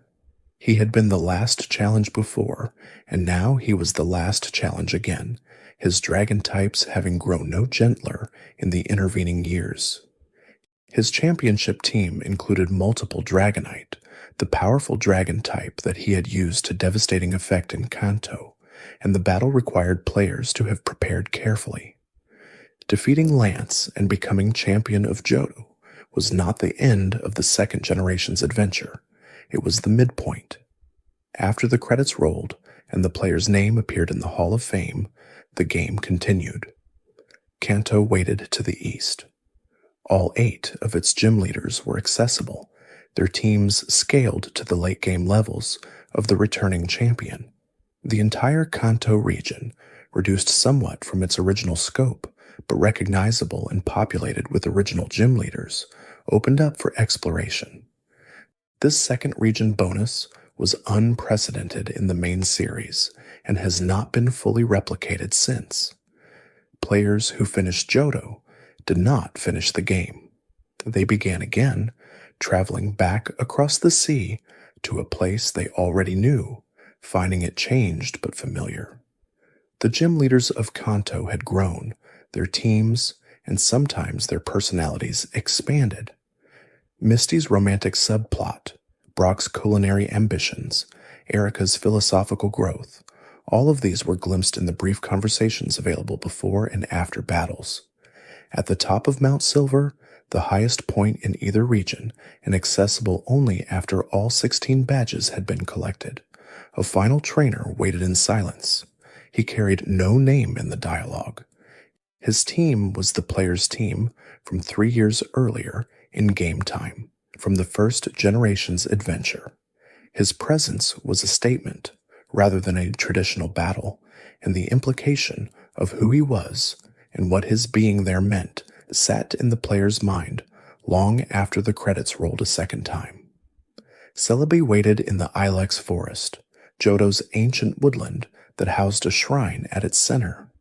In the original Gold and Silver, accessing Celebi required the GS Ball, a special Pokeball distributed only at specific Pokemon centers in Japan through a now-defunct network service. Players outside Japan never had legitimate access to the encounter in the original games. The GS Ball passed through the hands of multiple characters in the anime before an episode finally revealed its contents, an episode that aired only in Japan and that showed Celebi being released into the Ilex Forest to live in peace. The resolution of the GS Ball storyline received that small and quiet ending rather than the large event many had expected. Celebi was a time traveler. Its Pokédex described it as appearing across different times and as leaving behind flourishing forests wherever it visited, its presence encouraging growth and health. The combination of time travel and forest guardianship gave Celebi a dual mythology, a creature that existed in multiple moments simultaneously and used that existence to protect the natural world. Heart Gold and Soul Silver added a Celebi event in which players who obtained a special Celebi through distribution could trigger a scene at the Ilex Forest Shrine in which Celebi carried the player backwards in time 3 years to a moment when a young Giovanni was still the leader of Team Rocket. The encounter allowed players to witness a key moment in the region's history and to understand the event that had broken Team Rocket before the game's story began. That event made Celebi something rare in the franchise, a creature whose canonical use of its primary ability, time travel, was shown within gameplay in a way that connected meaningfully to the region's lore. It was not just a mythological figure. It was a participant in history, able to reach back into the timeline and bring others with it. Heracross was found in the forests of Johto, a large blue beetle with a single long horn that it used with remarkable precision. Rather than simply striking, Heracross used its horn to flip opponents upward and backward, leveraging the weight and momentum of the creature against it. Pokédex entries describe the horn as capable of launching opponents that far outweighed Heracross itself, an expression of the disproportionate strength that beetle anatomy allowed. Heracross fed primarily on tree sap and had a competitive relationship with Pinsir and other sap-drinking Pokémon, driving them away from the most productive trees, with displays of strength that rarely required actual contact. Pokédex entries noted that it was gentle and non-aggressive toward creatures that posed no competitive threat, its territorial behavior specific to resource competition rather than general aggression. In the anime, Ash obtained a Heracross that was immediately cheerful and affectionate, particularly toward Bulbasaur, whose flowered bulb it tried to drink sap from at every opportunity. The enthusiastic and single-minded personality made it one of the more memorable additions to Ash's Johto roster.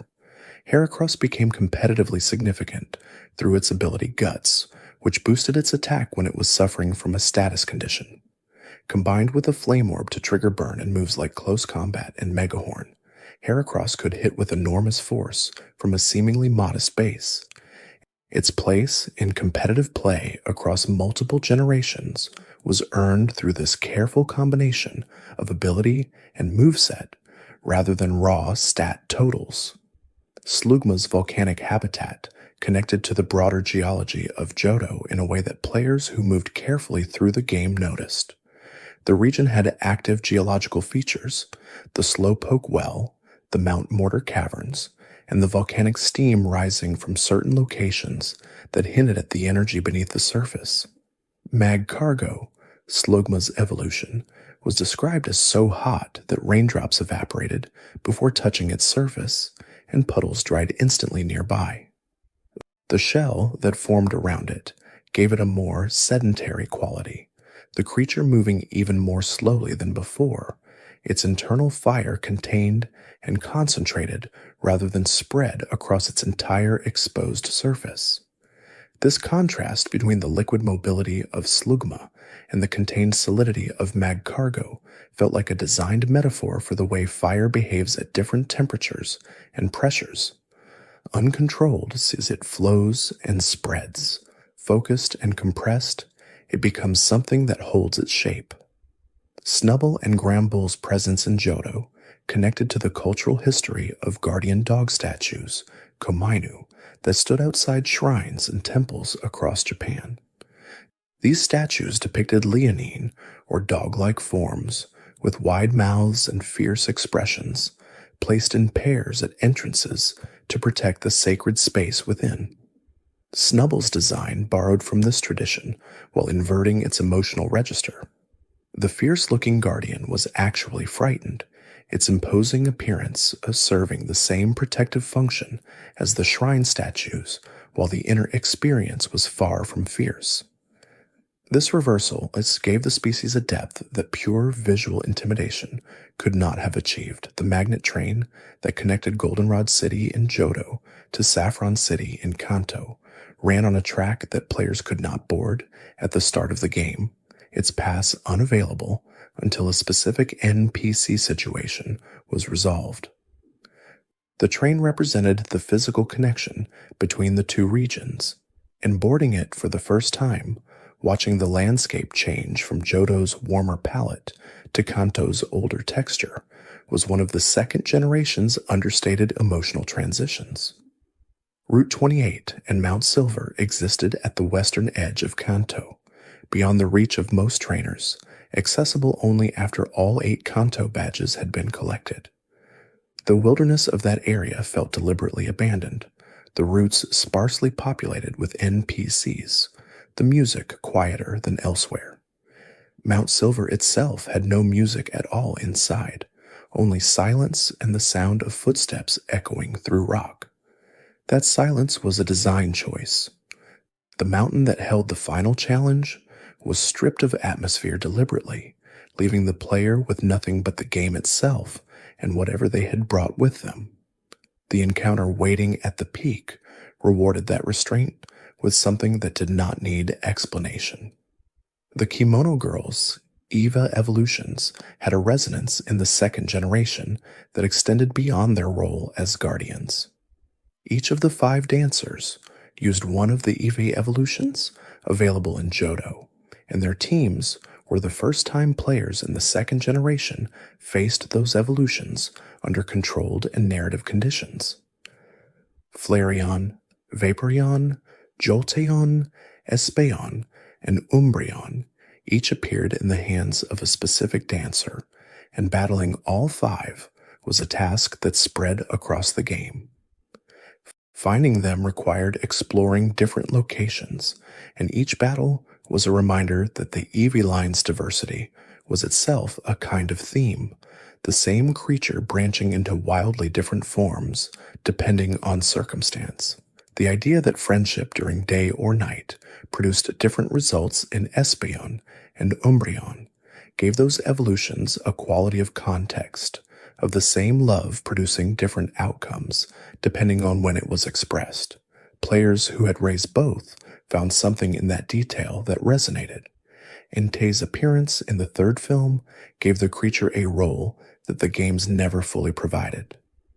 In the film, a lonely child whose father had gone searching for Pokémon fossils and gone missing used her subconscious connection with Unknown to construct an idealized world around herself. And the Unknown shaped that world's protector in the form of Entei, drawing from the child's memory of her father. The Entei in the film spoke, which was unusual for a legendary Pokémon, and its voice was warm and paternal. It called the child its daughter. It defended her imagined world. And when the constructed reality began to collapse around them, and the real legendaries arrived to correct what the Unknown had built, the Entei created by Unknown chose the child's well-being over its own continued existence, telling her that it would always be with her before dissolving. The film was one of the franchise's more emotionally demanding entries, and Entei's role in it moved the creature from roaming legend to something more intimate. Players who returned to the overworld game after the film and saw Entei's shadow passing through a distant route felt the encounter differently than they might have otherwise.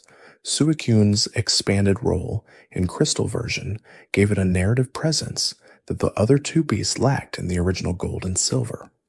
Rather than simply roaming randomly, Suicune appeared at specific locations, always just ahead of the player, always observed rather than confronted. It stood at the top of the Tin Tower. It appeared by the shore of Kianwood City. It waited outside the burned tower. Eugene, a character added specifically for Crystal, pursued Suicune with a reverence that bordered on obsession. He had studied the legend of the 3 beasts and dedicated his life to encountering Suicune specifically, drawn to its purity and its ability to cleanse poisoned waters.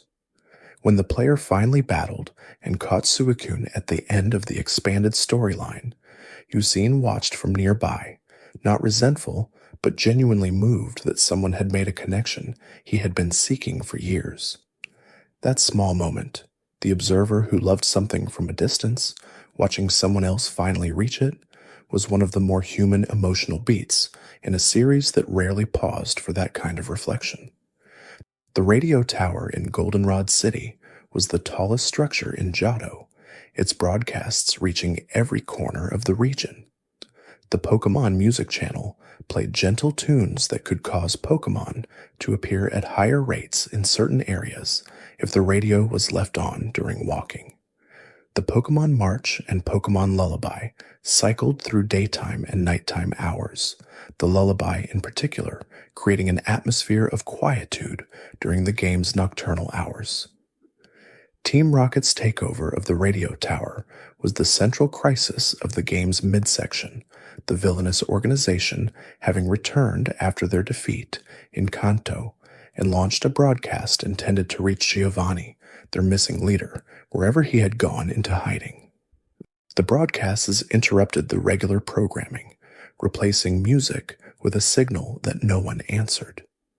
The radio tower in the game was also the location of one of the second generation's stranger puzzle moments, a secret switch hidden behind a wall that required investigating specific spots to find.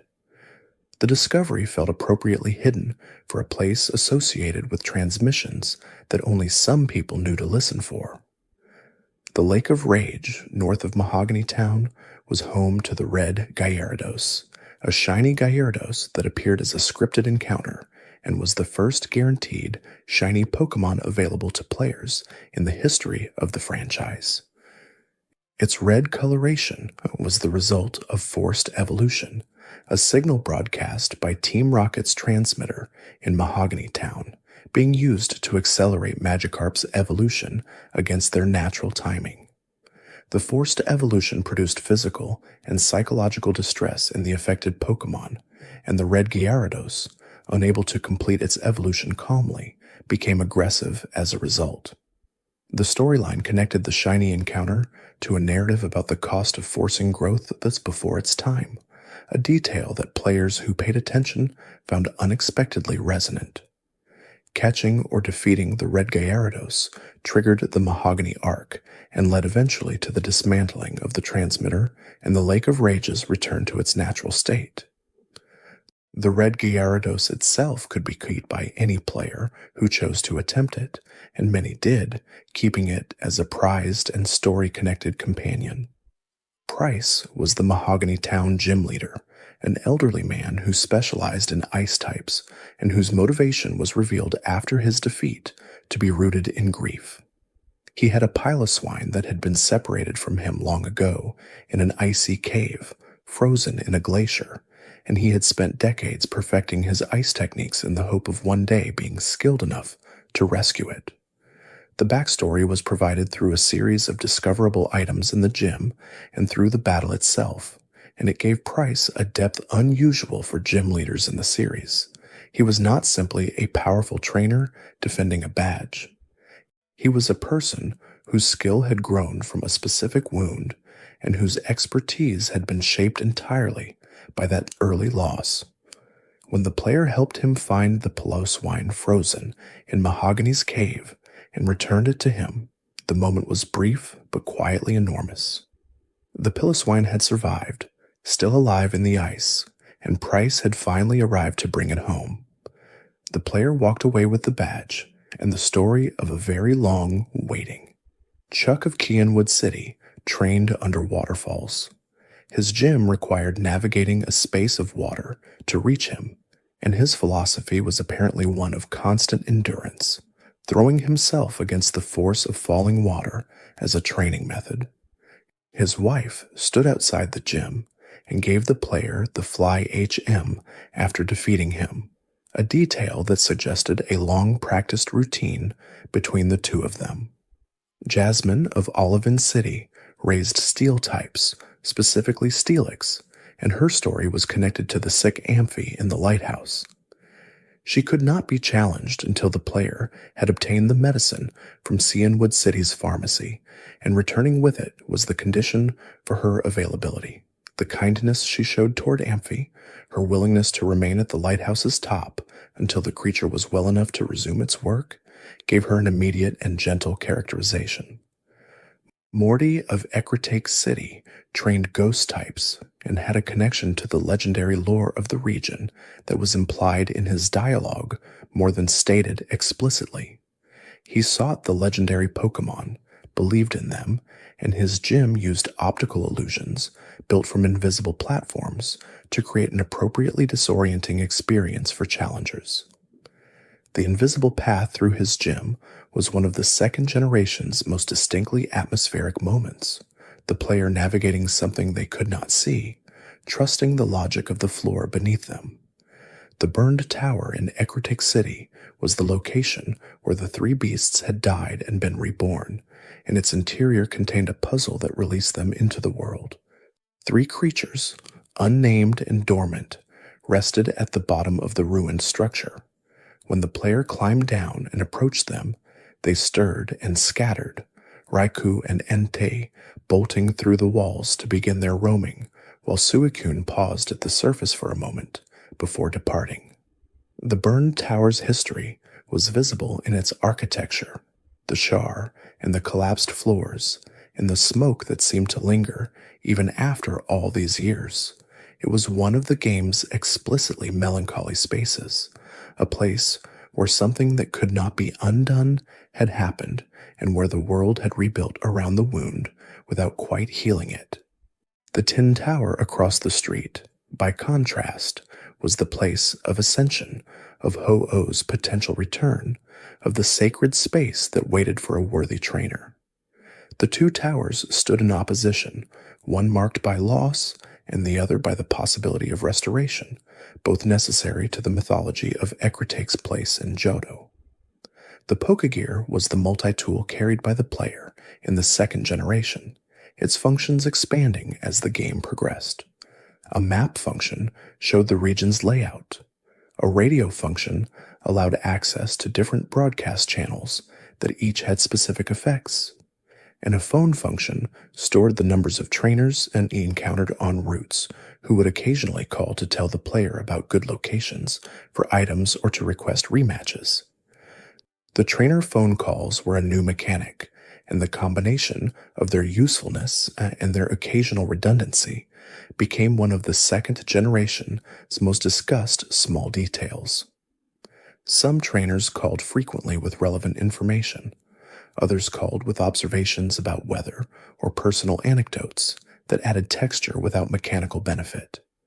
The phone felt inhabited, a small social space within the game that made the world feel like it continued when the player was not watching it.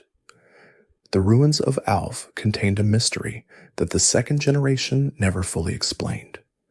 Beyond the unknown puzzles and the falling unknown into the underground research area, there were sounds. Players who visited the ruins late at night, their in-game time set to the dark hours, heard something that the game did not annotate or comment on. The ruins had an atmosphere of something present but unreachable, a quality that the Unknown's design reinforced without resolving. Heart Gold and Soul Silver expanded the ruins of Alph with additional chambers, more puzzles, and further unknown forms. But the central mystery, what the unknown were, where they came from, and what the ruins had originally been, remained open. Some players believed the ruins were built to house or honor the unknown. Others believed the unknown had gathered there because the ruins drew them, perhaps because the writing on the walls resembled their forms and created something like recognition. The game allowed both readings and offered no correction. The ruins were a space for the player's own interpretation, a corner of Johto that held its silence and let the visitor decide what the silence meant.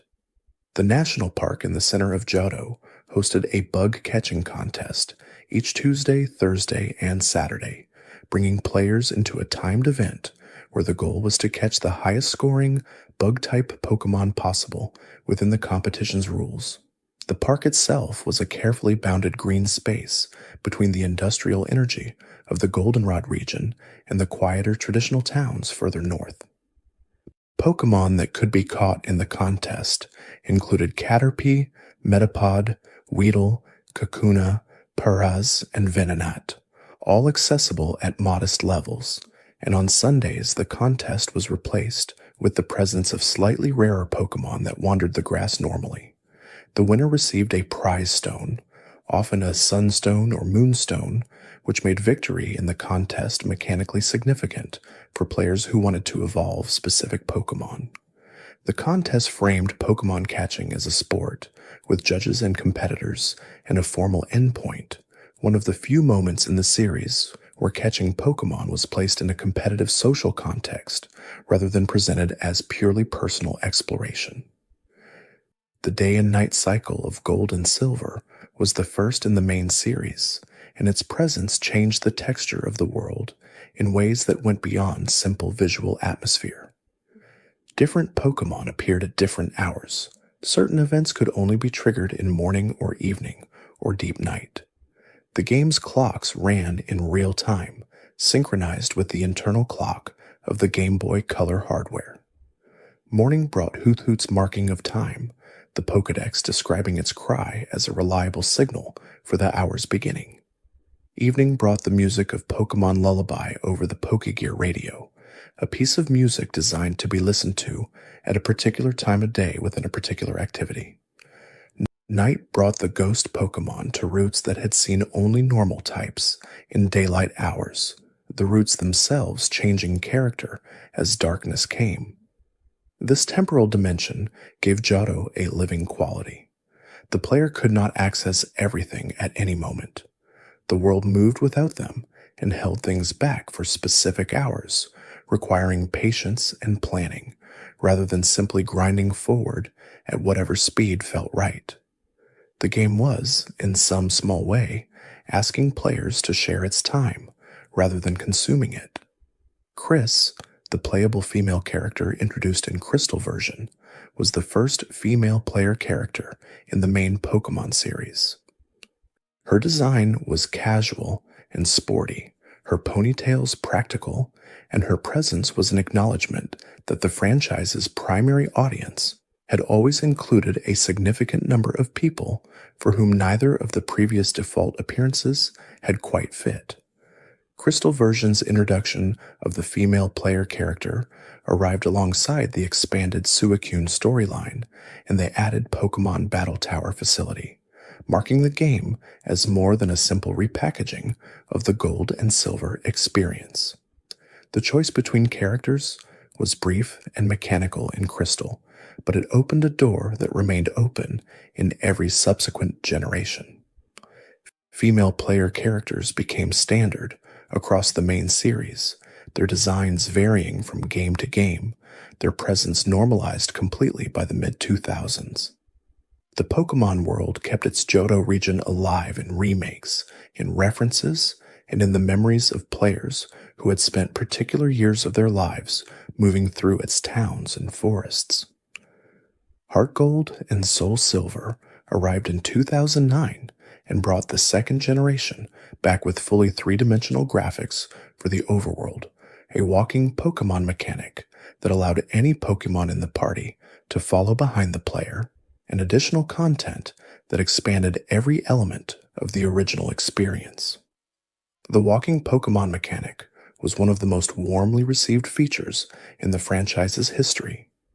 Seeing the specific creature that had traveled with you moving behind you on the screen, the way its animation reflected its species' characteristic movement, added an intimacy to the companion relationship that the abstract party menu could not quite achieve. A Lapras moved differently than a Haunter. A Cyndaquil had its own gait. The remakes made those differences visible. Slowpoke was one of Johto's most distinctly unhurried creatures, and the game acknowledged that quality in its design and in the way it placed Slowpoke at the center of an early story conflict. Slowpoke lived in and around water, spending long hours with its tail dangling in rivers, waiting for fish Pokemon to bite. When something did bite, Slowpoke's nervous system was so slow to process signals that it would not notice the bite for several seconds, sometimes as long as 5 seconds, which the Pokédex described without apparent judgment. That slowness extended to everything Slowpoke did. Its facial expression was perpetually vacant and content. Its movements were deliberate in the way that suggested not laziness, but a genuine indifference to speed as a value. Pokédex entries across the second generation described Slowpoke as having become so accustomed to having its tail bitten that it no longer reacted at all when it happened, the sensation having been filed somewhere beneath its threshold for awareness. Slowpoke's tail was also, according to Johto's cultural lore, a delicacy. The Slowpoke Well in Azalea Town was a location where Slowpoke gathered in significant numbers, and Team Rocket had been operating in the area with the specific intent of harvesting Slowpoke tails to sell. This made the Slowpoke Well arc one of the more quietly disturbing storylines in the second generation. The villain's activity framed not as abstract world domination, but as straightforward commercial exploitation of a creature that could not defend itself and would not notice the harm being done. Slowbro had been available since the first generation, its design the result of a Shelder biting and adhering to Slowpoke's tail permanently. The Shelder's venom, according to lore, was what triggered Slowpoke's psychic awakening, giving it intelligence and power that its vacant expression did not immediately suggest. The venom moved from tail to brain slowly, which tracked. Everything involving Slowpoke moved slowly. Slowking arrived in the second generation as an alternate evolution, requiring a trade while holding a king's rock. If the Shelder bit Slowpoke's head rather than its tail, the result was Slowking instead, the venom now entering the brain directly and producing a different quality of intelligence. Slowking could understand any human language, according to its Pokédex entries, and solve any problem presented to it, the bite on its head having produced not just power, but wisdom of a deep and unusual kind. It wore the Shelder on its head like a crown, the creature that had made it royal, now part of its appearance forever. Natu was a small, almost perfectly round bird with large eyes that took up most of its face and a limited ability to actually fly. Pokédex entries described it as spending considerable time hopping between branches rather than taking flight, its wings not yet developed enough to carry it any significant distance. It compensated for this limitation by being capable of leaping straight upward with enough force to reach high branches that flight would have been more efficient for reaching. Natu's most distinctive quality was its eyes. Those enormous eyes could see not only the present moment, but according to Pokédex entries, glimpses of the future as well. Natu was described as staring fixedly at things that would become important later, its gaze locked on potential rather than the immediate. Players who read those entries carefully often wondered what Natu was watching when it looked at them. Xatu evolved from Natu at level 25 and stood upright and still, a tall green bird with colorful wing markings and eyes that faced directly forward. Xatu was described as standing completely motionless from morning until night on certain days, processing images of both the past and the future simultaneously within its mind, unable to act because it saw all the consequences of any action it might take before it took them. The paralysis of perfect foresight, the way seeing everything that would follow could prevent any movement at all, was a design detail that players found unexpectedly resonant. Xatu knew too much to easily decide anything. Spinarak and Ariados have already been discussed, but Johto's broader population of insect Pokémon deserves additional attention for the ecological picture they created together. The National Park's bug-catching contest made explicit what the roots themselves implied, that Johto's forests and grasslands were home to a diverse and thriving population of arthropod Pokémon, each filling a specific role in the world. Caterpie and Weedle, from the first generation, appeared alongside Johto's native insects, the contest bringing multiple generations of bug types into a shared competitive space. The coexistence of Kanto's insects and Johto's newer designs was one of the more quietly meaningful aspects of Gold and Silver's world building. The second generation did not erase the first. It added to it, layered over it, let the older creatures continue to exist in the newer world.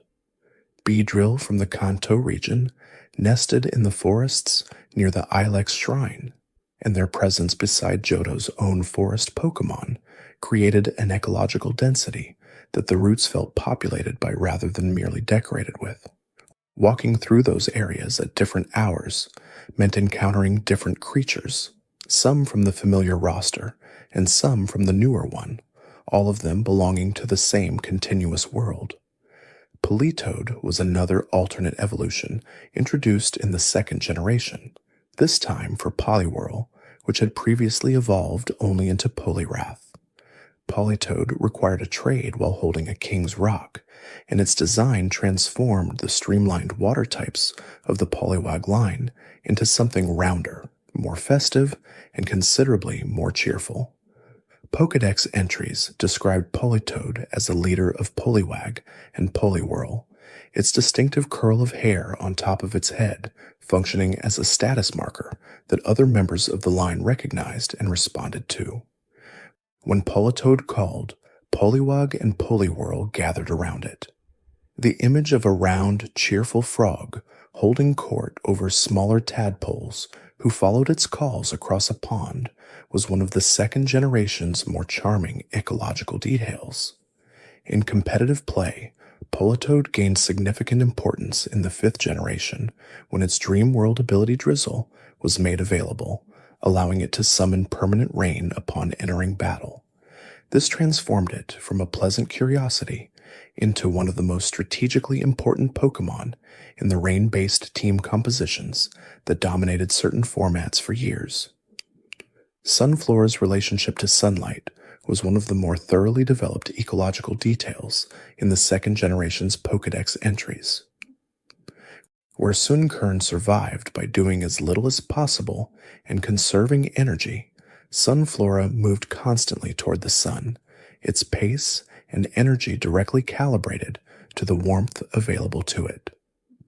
In deep winter or under heavy cloud cover, Sunflora barely moved. In full summer sun, it radiated warmth of its own, described as giving off a pleasant heat to anything standing near it. This calibration to available light gave Sunflora a behavioral rhythm that mirrored the natural world closely. Real sunflowers track the sun during their growth phase, a process called solar tracking or heliotropism, and Sunflora's design took that real behavior and extended it into something more expressive and more extreme. The Pokémon was not merely following the sun. It was dependent on it in a way that made overcast days a kind of diminishment for the species.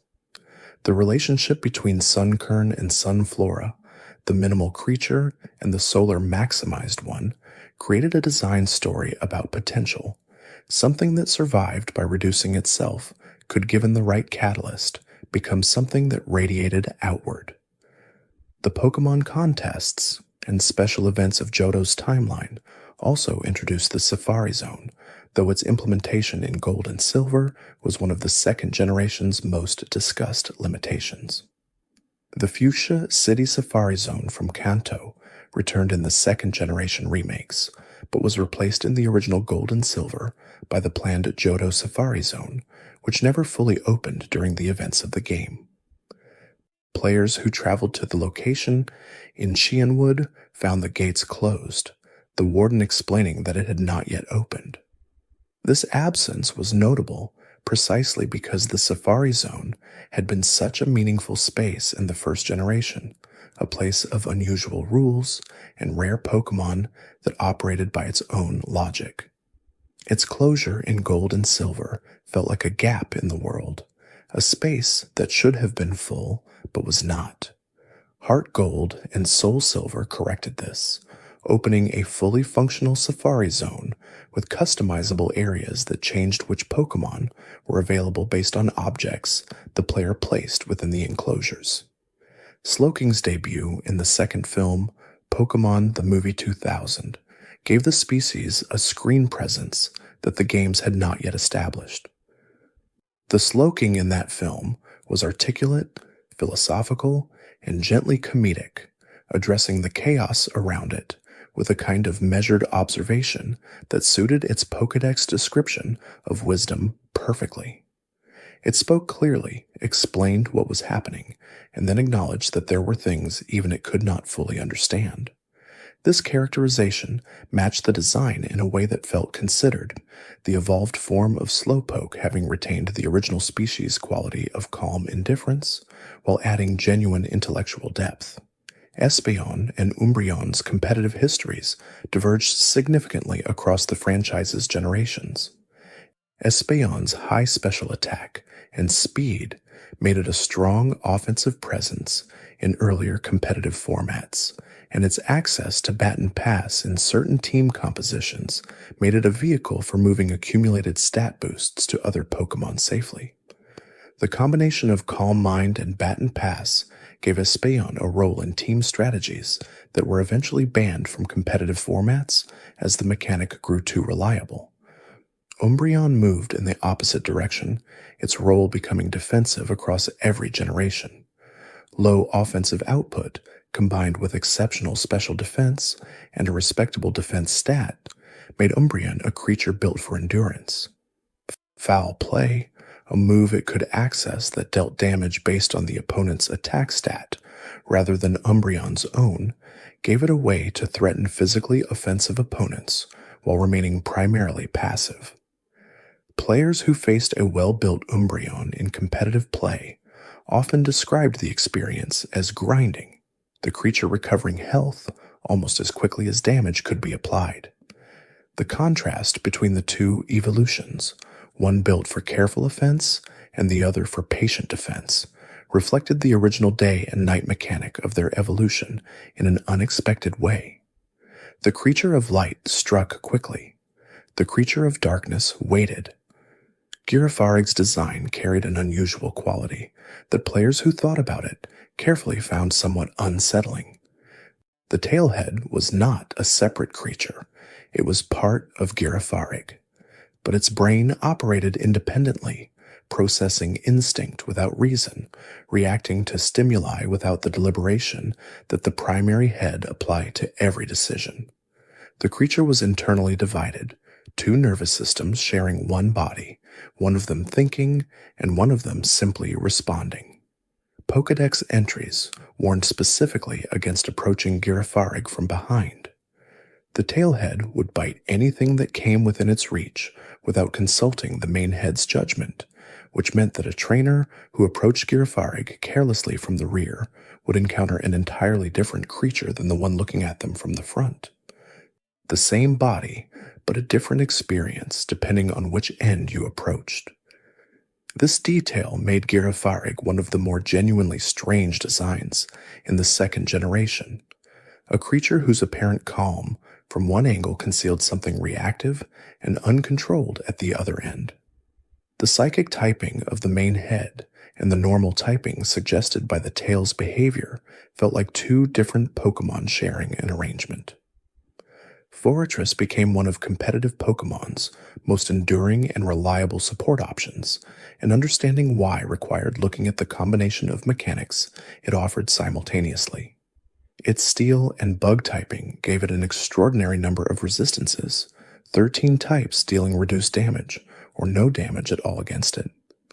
Its defense stat was among the highest of any non-legendary in the early generations, and its access to Rapid Spin, a move that removed entry hazards from the player's field, gave it a function that only a handful of Pokémon could perform.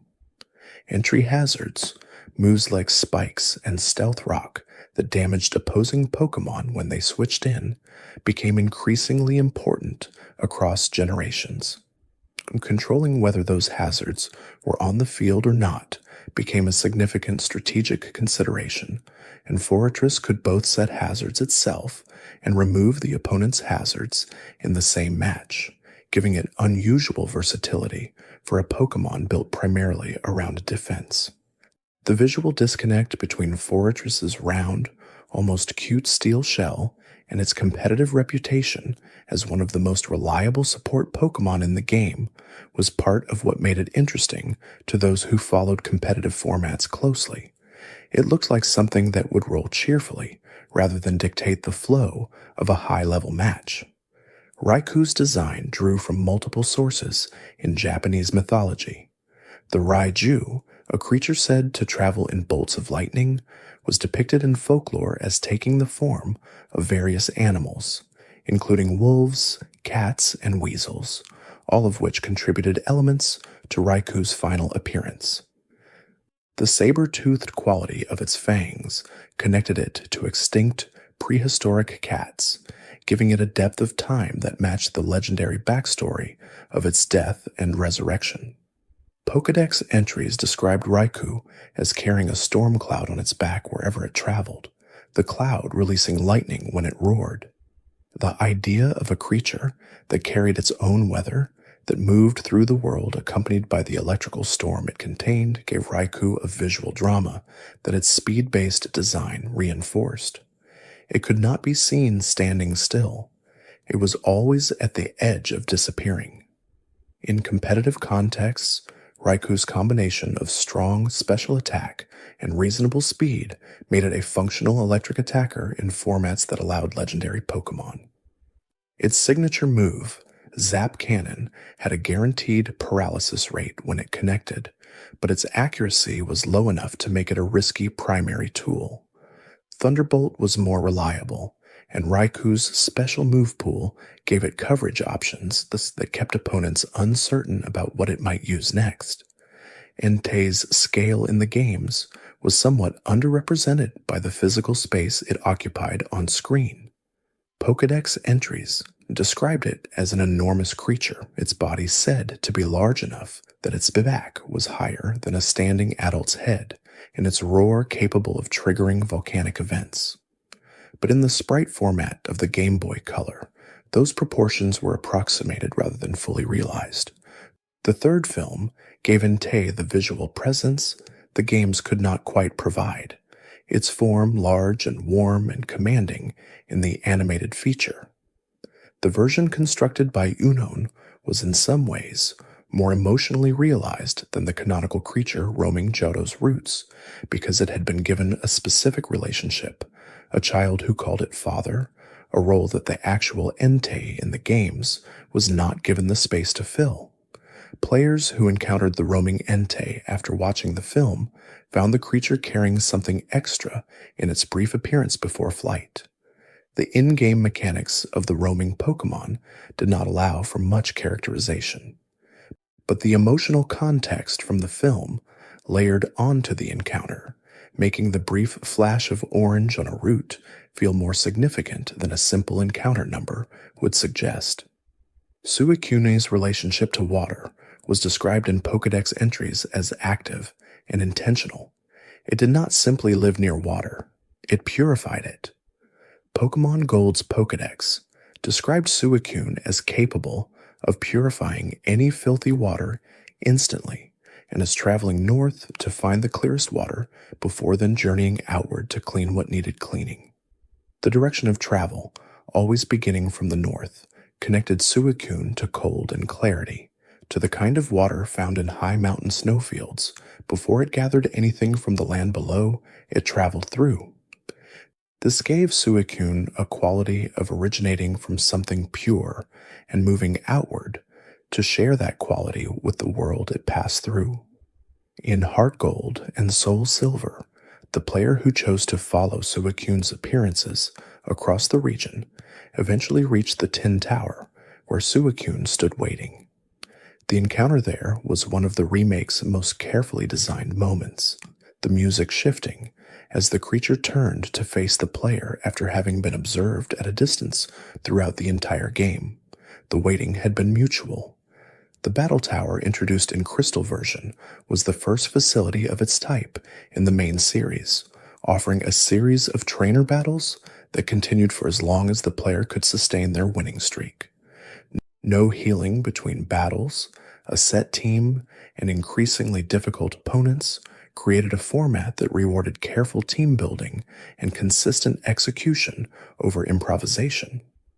Later generations expanded this concept into the Battle Frontier and various other facilities, but the Crystal Battle Tower was the original, its mechanics simple enough to understand immediately and deep enough to occupy players who had already completed the main story and were looking for something that continued to challenge them.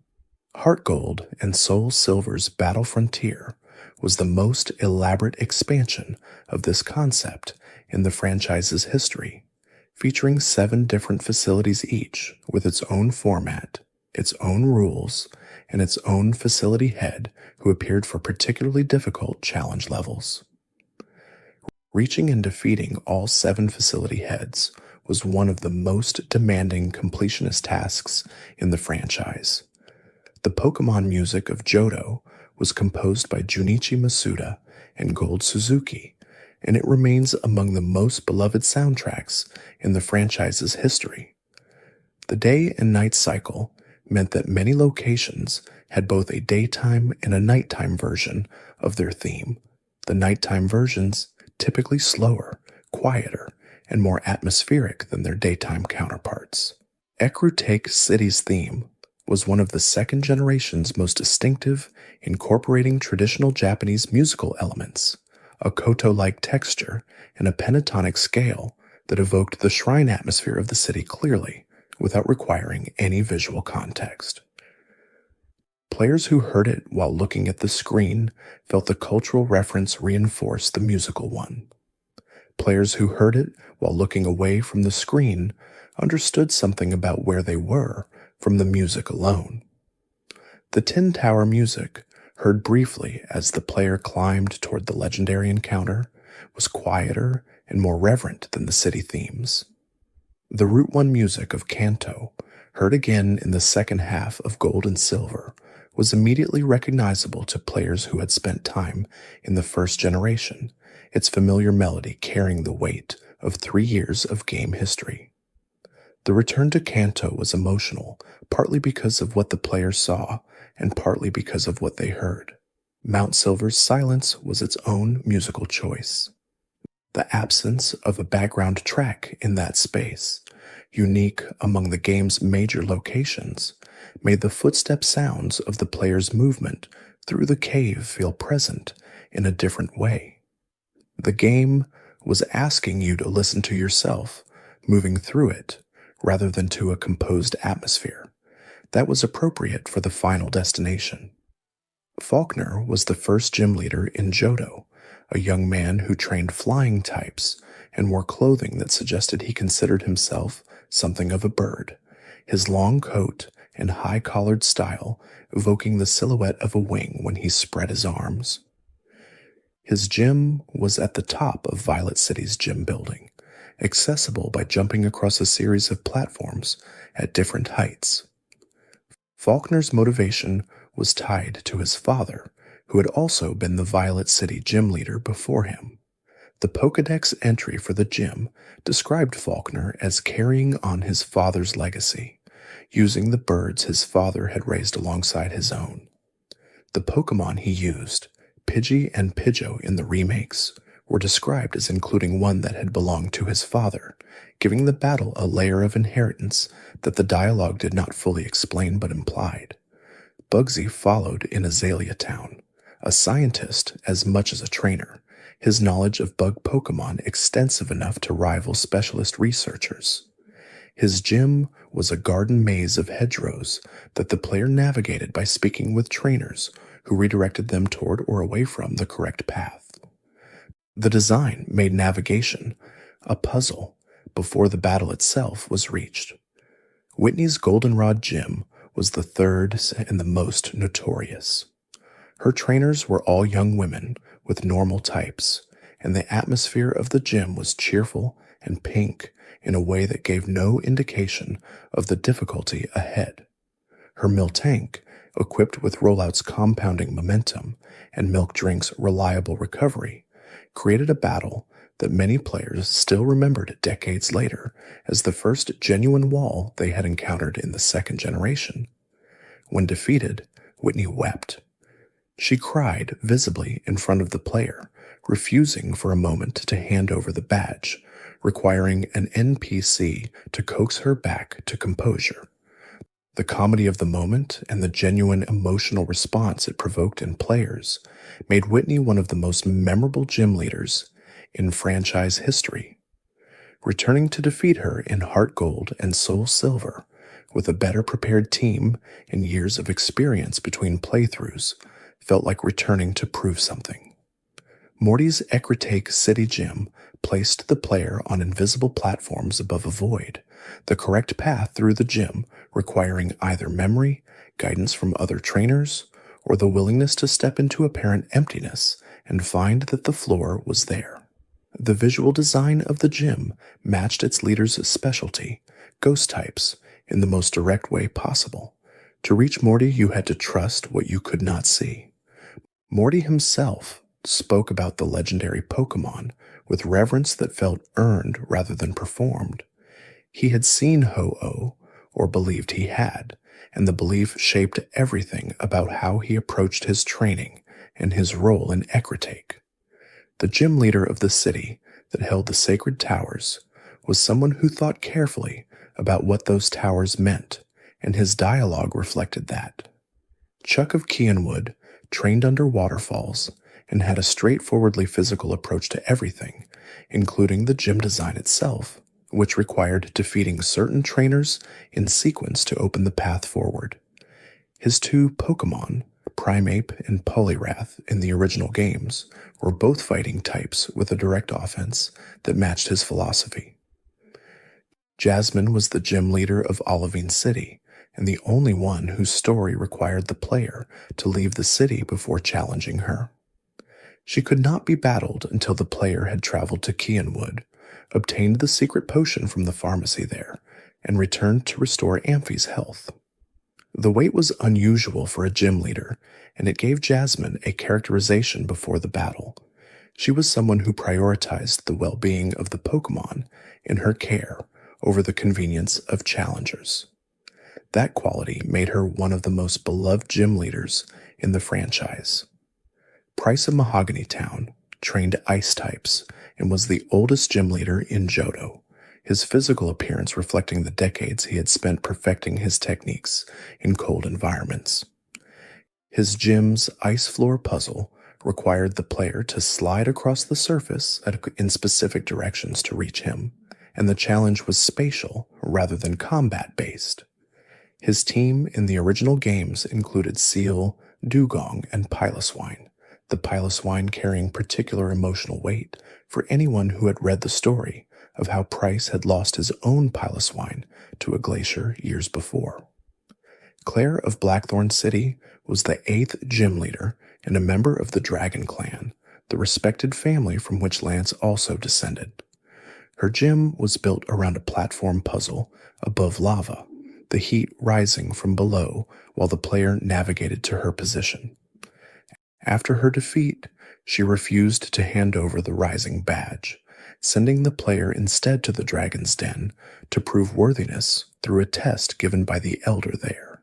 That test, a series of questions about how the player treated their Pokémon, was the second generation's most explicit statement about the values it considered important.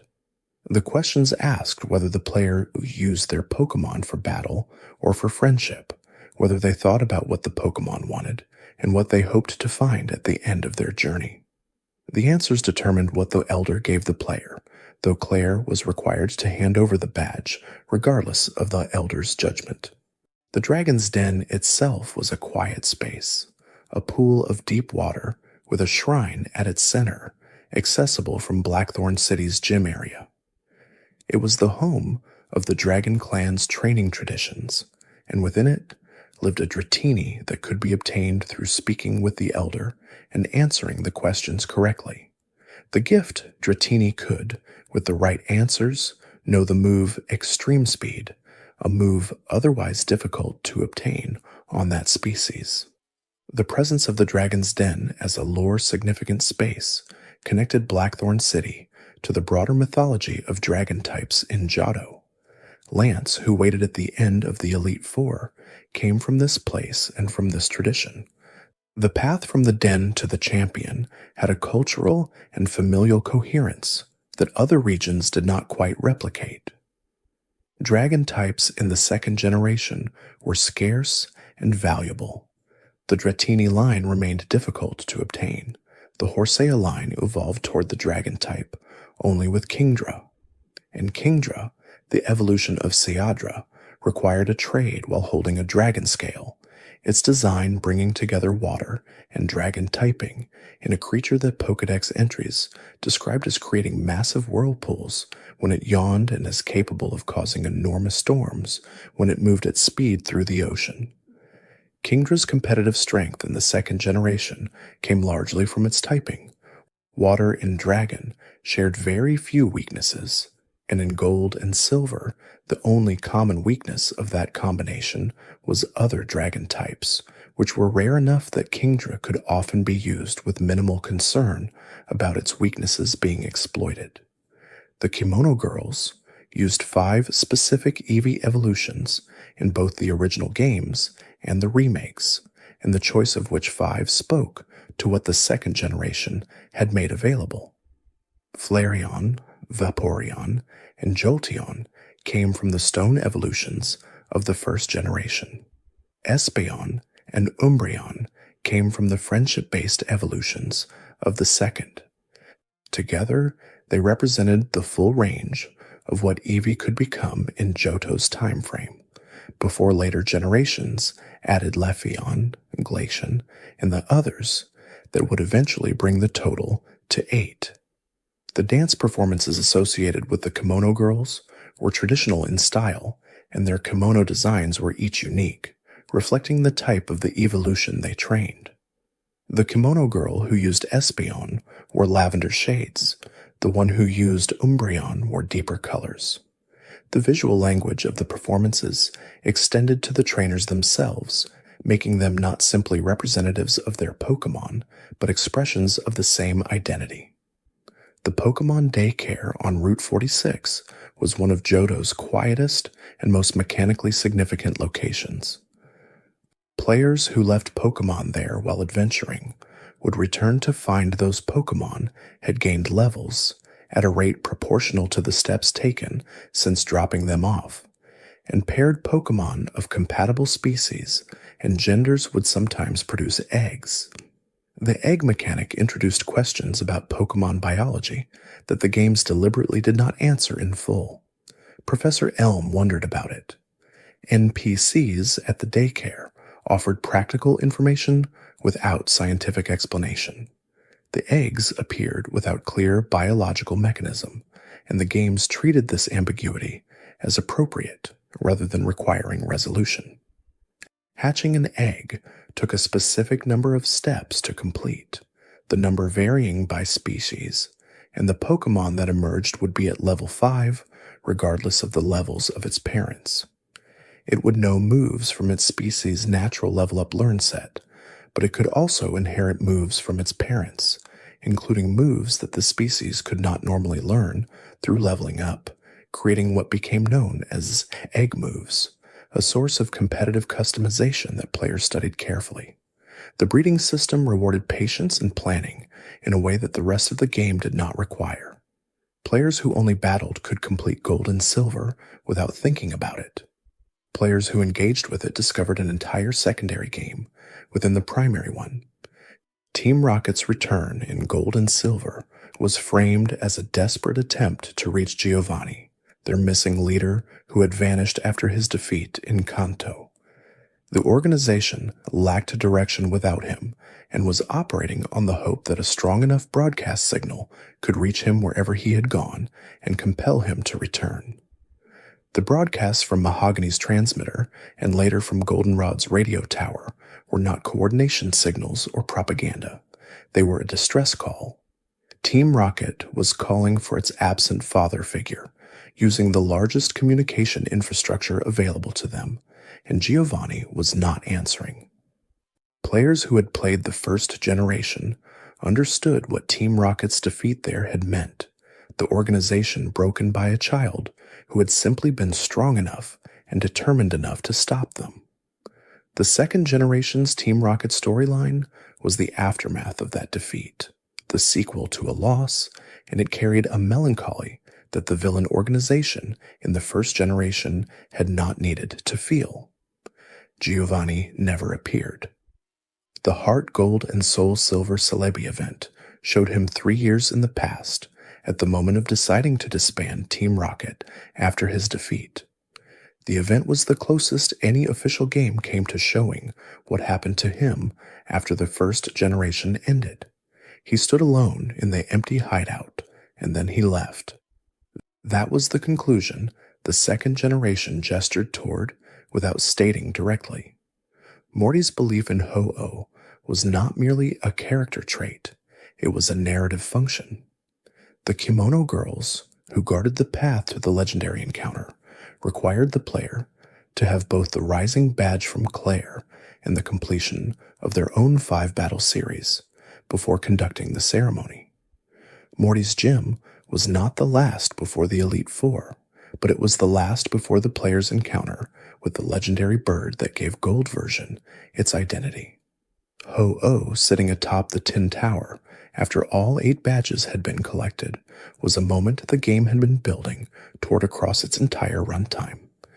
Every piece of lore spoken by NPCs in Ecrotake, every reference to the burned tower and the sacred fire, every mention of the rainbow wing that the player had to obtain, all of it converged on a single battle at the top of a tower that the region had treated as sacred for years of in-game history.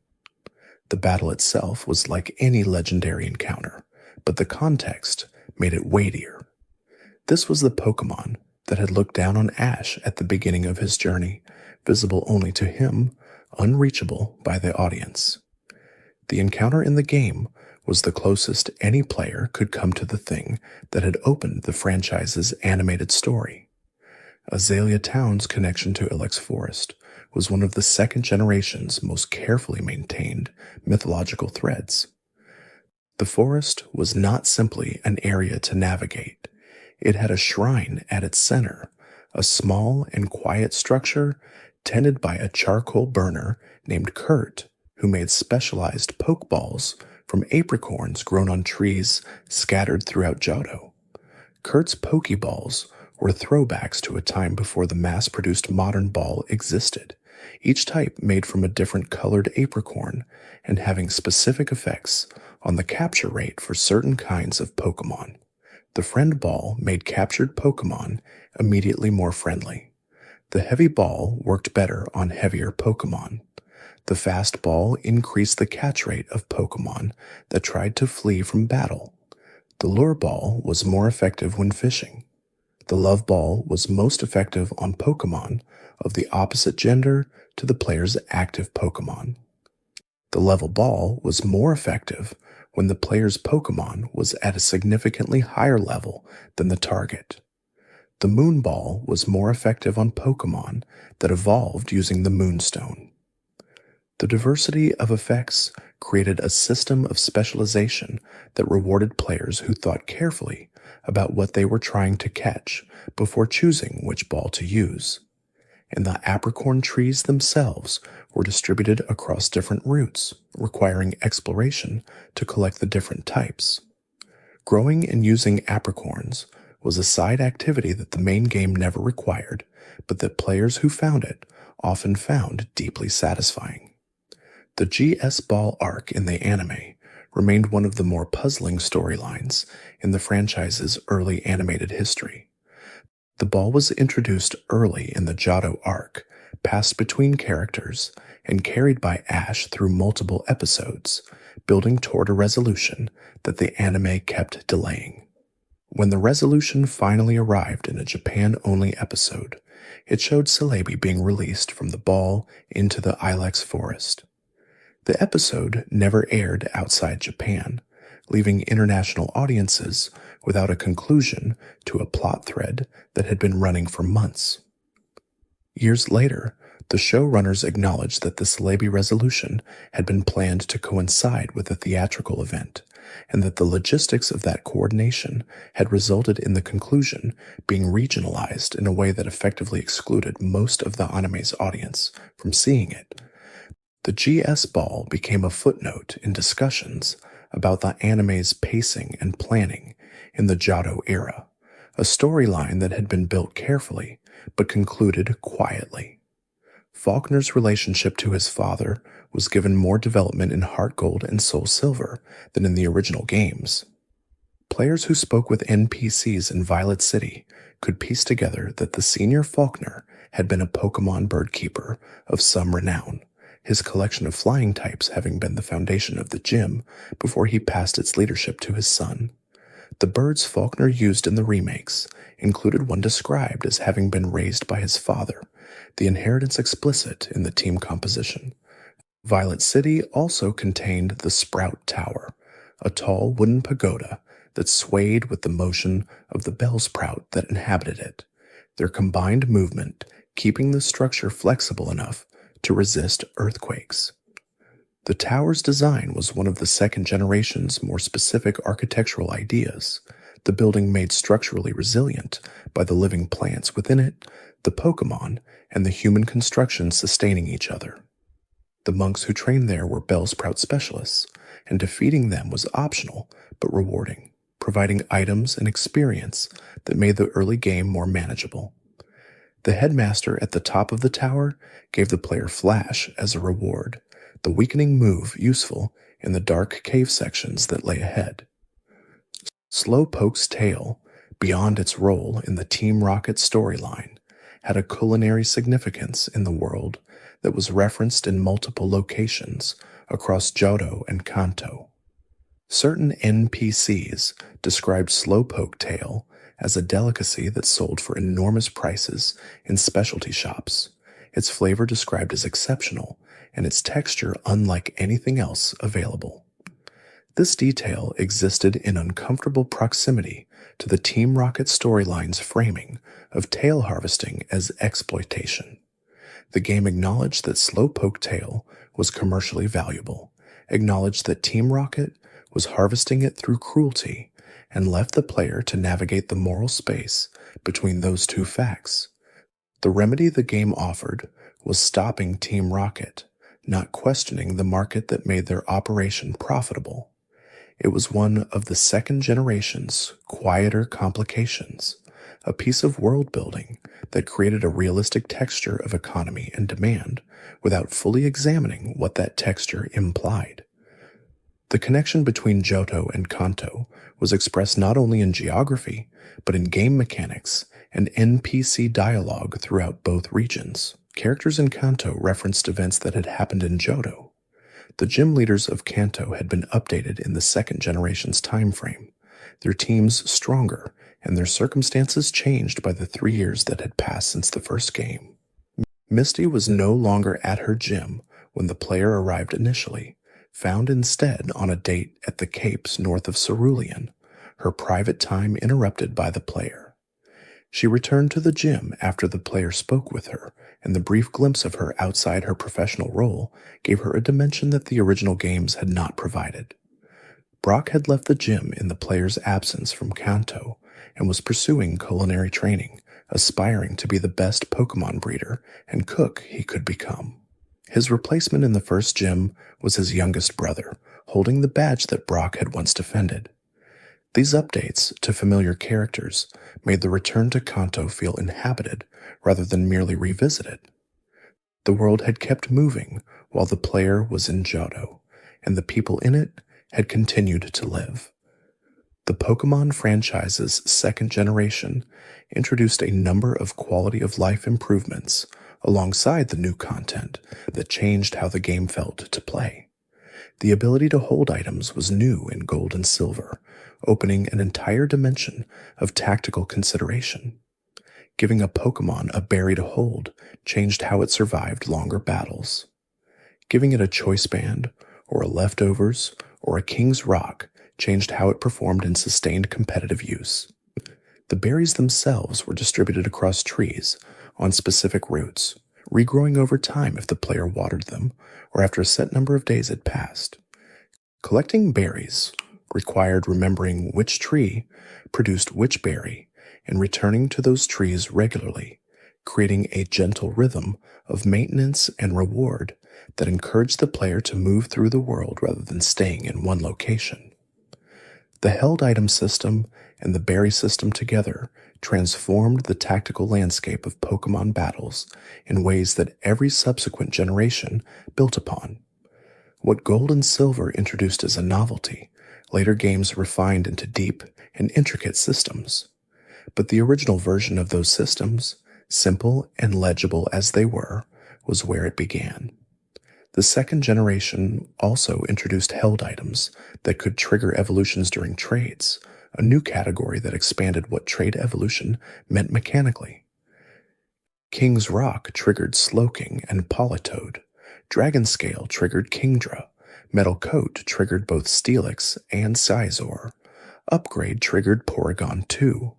Each of these required the player to find the item, attach it to the correct Pokémon, and arrange a trade, then receive the Pokémon back from the trade partner. Scizor, the steel and bug-type evolution of Scyther, was one of the most visually dramatic of these evolutions. Scyther was a fast and physically powerful green mantis. Scizor was a deep red armored creature with claw-like hands that looked like mechanical shears. The visual continuity between the two was in the basic body shape, but the aesthetic shift was complete. Players who expected Scyther to simply become a larger Scyther were surprised by how complete the transformation was. Scizor's competitive significance grew across generations. In the fourth generation, the introduction of the ability Technician and the move Bullet Punch gave it a priority attack that received a boost from both the Steel typing's offensive coverage and the Technician boost applied to moves below a certain base power. The combination made Scizor one of the most reliable and consistent offensive Pokémon in competitive formats for years. Porygon 2 arrived in the second generation as the evolved form of Porygon, the artificial Pokémon from the first generation that had been designed by human programmers and existed as pure code. The upgrade item that triggered the evolution was also described as a piece of software, the next version of the operating system running Porygon's existence. Where Porygon had been angular and slightly outdated in its aesthetic even at the time of the first generation, Porygon 2 was rounder and smoother, the code having been rewritten into something more sophisticated. Pokédex entries described Porygon 2 as possessing artificial intelligence that operated beyond the original parameters of Porygon's design, capable of learning and adapting in ways its predecessor could not. Porygon Z would arrive in the fourth generation as a further evolution, the code having been modified with a dubious disk that introduced errors and instabilities that made the behavior unpredictable. The evolution from optimized AI to chaotically modified AI to genuinely unstable code was a design story told across 3 generations, each stage representing a different relationship between intention and execution. The second generation's version of Team Rocket, already discussed in terms of their broader goals, also included individual rocket grunts and executives whose dialogue added texture to the organization's internal culture. Executive Proton was described as having the cruelest personality within Team Rocket, his dialogue in the Slowpoke well, reflecting a comfort with harm that went beyond the operational logic of the organization. Executive Petrel was a disguise specialist, impersonating the Mahogany Town gym leader, and later the director of the radio tower, with a facility for taking on others' identities that he seemed to find entertaining. Executive Ariana was fiercely loyal to Giovanni, her motivation personal rather than ideological, and her dialogue suggested that the failure to reach him was felt by her as something closer to loss than strategic setback. These executive characterizations were expanded in Heart Gold and Soul Silver, but even in the original games, the brief dialogue each of them offered added complexity to the organization. Team Rocket was not simply a collection of identical thugs. It was a structure with internal hierarchy and differentiated personalities, held together by loyalty to a leader who had left. The Johto region's towns were each named for a plant or a tree-related material, and the names carried geographic suggestions that the designs of the towns reinforced. New Bark Town, where bark and wood and new growth were already present in the name. Cherry Grove City, small and cheerful at the ocean's edge. Violet City, where the towers rose above the surrounding area and the color of late evening matched its name. Azalea Town, named for the flowering shrub, its connection to the natural world built into its designation. Goldenrod City, largest and most urban, the golden color of the plant suggesting the wealth and commercial energy of the region's center. Ecritake, not named for a plant, but for the warm beige color that often appeared in traditional Japanese architecture, its visual palette matching the old wood of its towers and shrines. Olivine, for the mineral rather than the tree, its coastal location and lighthouse suggesting the greenish clarity of the stone. Cianwood, for the blue-green hue of deep water seen from a coast, its isolation on the far side of the ocean giving the name an appropriate quality of something just beyond reach. Mahogany, for the rich, dark hardwood used in fine furniture and construction, its mountain location and its hidden organization, suggesting something darker beneath a polished surface. Blackthorn, for the thorned shrub with black bark and sharp spines, the city of the Dragon Clan, and the most difficult gym situated at the furthest corner of the region. The naming language of Johto was botanical and chromatic, rooted in the natural world in a way that matched the region's character. Lugia's lore in the second generation was built partly through the game and partly through other media in a way that felt coordinated rather than accidental. The Whirl Islands, where it hid in the deepest chamber, were presented as genuinely mysterious, their currents making navigation difficult, and their interior geography complex enough that finding the correct path required either guidance or patience. The silver wing obtained in Pewter City on the return to Kanto was the item that allowed the encounter to trigger, and the fact that it was found in Kanto rather than Johto felt meaningful. Lugia's connection to the sea between the two regions, its self-imposed exile chosen to protect both from the storms its movement caused, was reinforced by the item needed to reach it, coming from a different region entirely. The concept of a creature so powerful that it had removed itself from the world to avoid causing harm was one that the franchise did not often explore directly. Most legendary Pokémon were powerful and present, their power an invitation to challenge rather than a reason for withdrawal. Lugia's withdrawal was the opposite of that, a restraint born from understanding what it could do and choosing not to do it. The Pokémon Silver version cartridge featured Lugia on its cover, rendered in a simple but effective way that emphasized its pale coloring and the spread of its wings. The artwork that accompanied the games and their promotional materials showed both Ho-Oh and Lugia in more detail. The contrast between the warm reds and golds of Ho-Oh and the cool silvers and blues of Lugia, establishing the visual language that identified each version. Players who bought Silver and found Lugia's encounter in the Whirl Islands rather than atop a tower had a different emotional experience from those who climbed the Tin Tower in Gold. The descent into the Whirl Islands felt like following something that did not want to be found. The ascent of the Tin Tower felt like reaching something that had been waiting. Both were appropriate to the creatures at their ends. The second generation's cultural confidence was visible in how it handled the transition from Kanto's creature-collecting premise to Johto's mythology-grounded world-building. Where the first generation asked who would win a battle between two Pokémon, the second generation asked what kind of world these creatures came from and what it meant to live in it alongside them. That shift was not always stated directly. It was expressed in the design of the ruins of Alf, in the story of the burned tower, in the questions asked by the Dragon's Den elder, in the weight given to the kimono girl's role as guardians.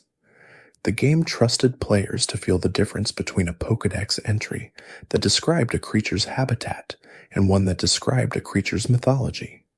The Pokémon that carried those mythologies, the legendary beasts running through the roots, Celebi waiting in the forest, Ho-Oh circling above the clouds, Lugia sleeping in the deep water, were present in the world in a way that felt less like content and more like presence.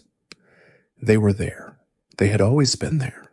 The player was new to the world, not the creatures. The Elite Four of Johto each represented a type specialization that felt deliberately chosen for its relationship to Johto's broader mythology. Will specialized in psychic types, his design and his battle style conveying an intelligence that looked inward rather than outward. His Pokémon, including Xatu, Slowbro, and Jinx, each had a quality of seeing something the opponent could not, their psychic abilities described as perceptive in ways that went beyond the immediate moment of battle. Koga arrived as a surprise to players who had faced him as the Fuchsia City gym leader in the first generation. His daughter Janine had taken over that gym, and Koga himself had risen to the Elite Four, his poison-type specialty refined over the years, into something even more methodical. His battle style relied on status conditions and attrition rather than direct damage, his Pokémon applying paralysis, poison, and sleep, while his own team's health was maintained through careful support moves. Bruno had also appeared in the first generation's Elite Four and remained in his position, his fighting-type specialty as direct and physical as his character design suggested. Karen was the fourth member, her dark-type specialty fitting her elegant and composed presentation. Her statement after defeat about true Pokémon masters not refusing any Pokémon's potential became one of the franchise's most remembered pieces of NPC dialogue. The Safari Zone's planned inclusion in Johto and its absence from the original games reflected the broader production reality of Gold and Silver's development. The games were extraordinarily ambitious given the hardware constraints of the Game Boy Color, containing 2 full regions, a complete legendary system, breeding mechanics, hold items, real-time clocks, and 251 Pokémon. Heart Gold and Soul Silver, released a decade later on different hardware, addressed those absences and included the Safari Zone the original had gestured toward without completing. The cultural legacy of Johto in the broader Pokémon community remained strong across the decades following Gold and Silver's release. Fan surveys consistently ranked the second generation's Pokémon design quality among the highest in the franchise, the creatures of Johto appearing in upper portions of most beloved rankings alongside those of the first generation. This affection was partly nostalgic, the generation having introduced the franchise to players who experienced it at formative ages. But it was also structural. The second generation's Pokémon were in many cases genuinely excellent designs, their inspirations abstracted carefully, their typing choices interesting, their evolutionary lines telling coherent visual stories. Players who returned to Heart Gold and Soul Silver after years away from the series consistently described the experience as comfortable, the world holding the same texture it had always held, the Pokémon still recognizable and still meaningful. That quality of a world that waits for you unchanged was one of the second generation's quietest achievements. Crobat's friendship evolution also made it unique among the bat-type Pokémon available in either region. Its 4 wings gave it a design that no other Pokémon replicated exactly, and the speed stat it gained through evolution made it one of the fastest, non-legendary Pokémon in the second generation. Players who trained one carefully discovered that the investment in friendship had produced something genuinely capable rather than simply charming. The apricorn trees themselves were placed at careful intervals across Johto's roots, no single root having access to every color, encouraging players to travel widely to collect a full set. Black apricorns for heavy balls grew near specific rural locations. White apricorns for fast balls appeared in elevated areas closer to Ecritake. Pink apricorns for love balls were found near more settled routes. Red apricorns for level balls grew along paths traveled early in the game. Yellow apricorns for moon balls appeared in locations with particular cultural resonance. Green apricorns for friend balls were accessible in forested areas. Blue apricorns for lure balls grew near fishing locations. The distribution felt ecological rather than arbitrary, the trees suited to their surroundings in the same way that the Pokémon inhabiting those areas were suited to theirs. Tyrogue was the pre-evolved form of 3 fighting-type Pokémon from both generations, and its evolution path was determined by its stats at the time of evolution rather than a level, an item, or a friendship threshold. A Tyrogue with higher attack than defense would become Hitmonlee. A Tyrogue with higher defense than attack would become Hitmonchan. A Tyrogue with equal attack and defense would become Hitmontop, the third member of the family introduced in the second generation. Hitmontop was a spinning top fighter, its combat style based on capoeira, a Brazilian martial art that incorporated acrobatic movements and rhythmic motion.